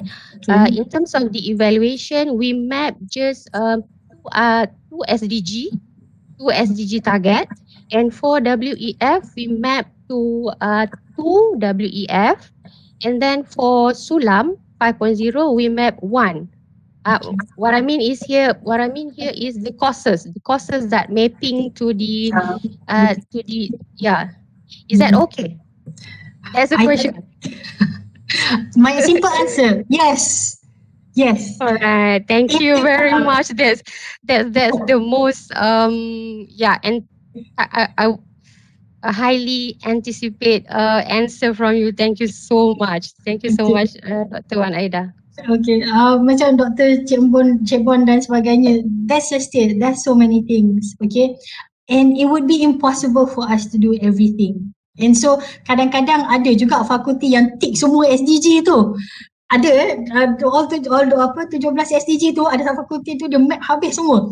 Tapi the issue is not about the ticking. The issue is not about the ticking. And the issue is not I don't know. I am personally I would say on my own personal capacity, it would be impossible for us to do all at one go. Yeah, if I may share, for example, we have SDG, kita ada banyak, but of course, all of the courses, dia memang spread out to all the SDGs. But in terms of the evaluate tu, I would say maybe kita highlight one or two. But if we highlight one or two, of course dia akan macam ripple kan dia akan kena juga benda lain. Saya faham macam tu lah. I suggest I would suggest that we start. I think having two maps accordingly is reasonable, within control, within something you can measure. And so after that, baru you can decide. If you don't do it now, you won't be able to compare ataupun reassess ataupun evaluate. So at least you have it in one version first. And then after that you can evaluate, okay, this strategy works, this strategy doesn't work, tak sesuai dan sebagainya. So it's a lot. That's why macam Dr. Raji kata, kalau UCSI is changing every year, there's always a reason that we implement the change. Dia mesti ada sebab. We wouldn't ask for changes kalau tak ada sebab. And do not make changes just because disuruh. Dia kena very clear kenapa kita nak berubah tu ataupun kenapa kita nak buat perubahan tu. So dia kena what do you call, there's a term for it. You make intellectual decisions. No, that's not the wrong word. Tapi nanti I find the word, I'll tell you. Thank you so much. Welcome. Kalau Dr. Jurin dengan Dr. Rahim tak setuju dengan saya, nanti cakap tu pendapat saya sahaja. Okay. Sebab portfolio tu dia orang yang pegang. Silakan, jika ada soalan lagi, dah Dr. Aida, sorry dah sampai 12. Tak apa. Ingatkan tak banyak soalan. Okay. Mungkin kita sampai 12.30 kot. Mungkin kita expect 1-2 question lagi kalau ada. Tak apa, kalau bukan soalan untuk hari ni, masih anytime you know where to find me, so that's not an issue. And any of the others would kind of be able to help out either way pun. So ketua-ketua lain di UHAC pun, termasuk dengan pengarah, any one of us, if we can help, it's a process bagi saya lah. Kami usahakan sebaik mana yang boleh. Okey, nampak macam senyap je ni. Dekat chat box pun dah lama senyap. Semua Dr. dah Raja, kalau ada apa-apa soalan kita bincang kemudian lah nanti. Nanti tak ada Dr. Raja tanya kan tak habis nanti. So nanti Tak kita bincang apa. kemudian. Dr. Raja punya memang kena special brainstorming session. Dia memang kena duduk brainstorm, and sama dengan Dr. Abu, strategi. So brainstorming and strategy. Dr. Rosie just nak share dalam buku yang dengan Prof Musyadi tu, Musyadi yang future land scenarios tu, dalam tu dia ada outline sebenarnya on how to what is called as bukan strategic planning. There was one term. In terms of planning, dia ada 4 elements that you can actually capitalize on. Kalau nak strategize lah, on how to access feedback and strategize way forward tu, ada dalam buku tu. So nanti bila dapat slides, maybe you can just flick through. It might help tackle isu-isu macam Dr. Abu punya dan Dr. Raja punya tu, ada sebenarnya strategi-strategi tertentu lah. Macam tu. Mohon participants isi attendance tu. Siapa yang isi attendance tu saya akan email lah Dr. Aida punya slide tu nanti. Yang lain-lain tu upon request lah. Jika mereka minta kita berikan lah. So I think dah ada Dr. Aida pun lapar tu. So probably on behalf of the faculty, Dr. Aida, we like to thank you for your time spending with us 2.5 hours ni. Hopefully participant yang hadir pada sesi ini dapat banyak input. Orang kata santapan tu lah tadi Bapak Rohani tu. I think we have to get the things right. We're not planning to do everything seperti yang Dr. cakap tadi. So but certain things that we have to have lah. Dan kita kena mengikut perkembangan semasa dan juga any directives from KPT especially lah. So hopefully we will meet again in future events. Saya dipahamkan dengan Dr. Wan Rahim akan ada sesi taklimat semakan kurikulum nanti, I think hujung bulan ni. So hopefully those who are involved in curriculum review, you have to attend the session.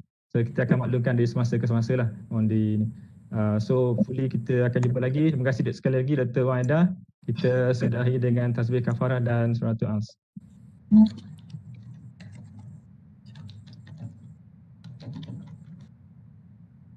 Okay, terima kasih. Assalamualaikum warahmatullahi wabarakatuh. Salam.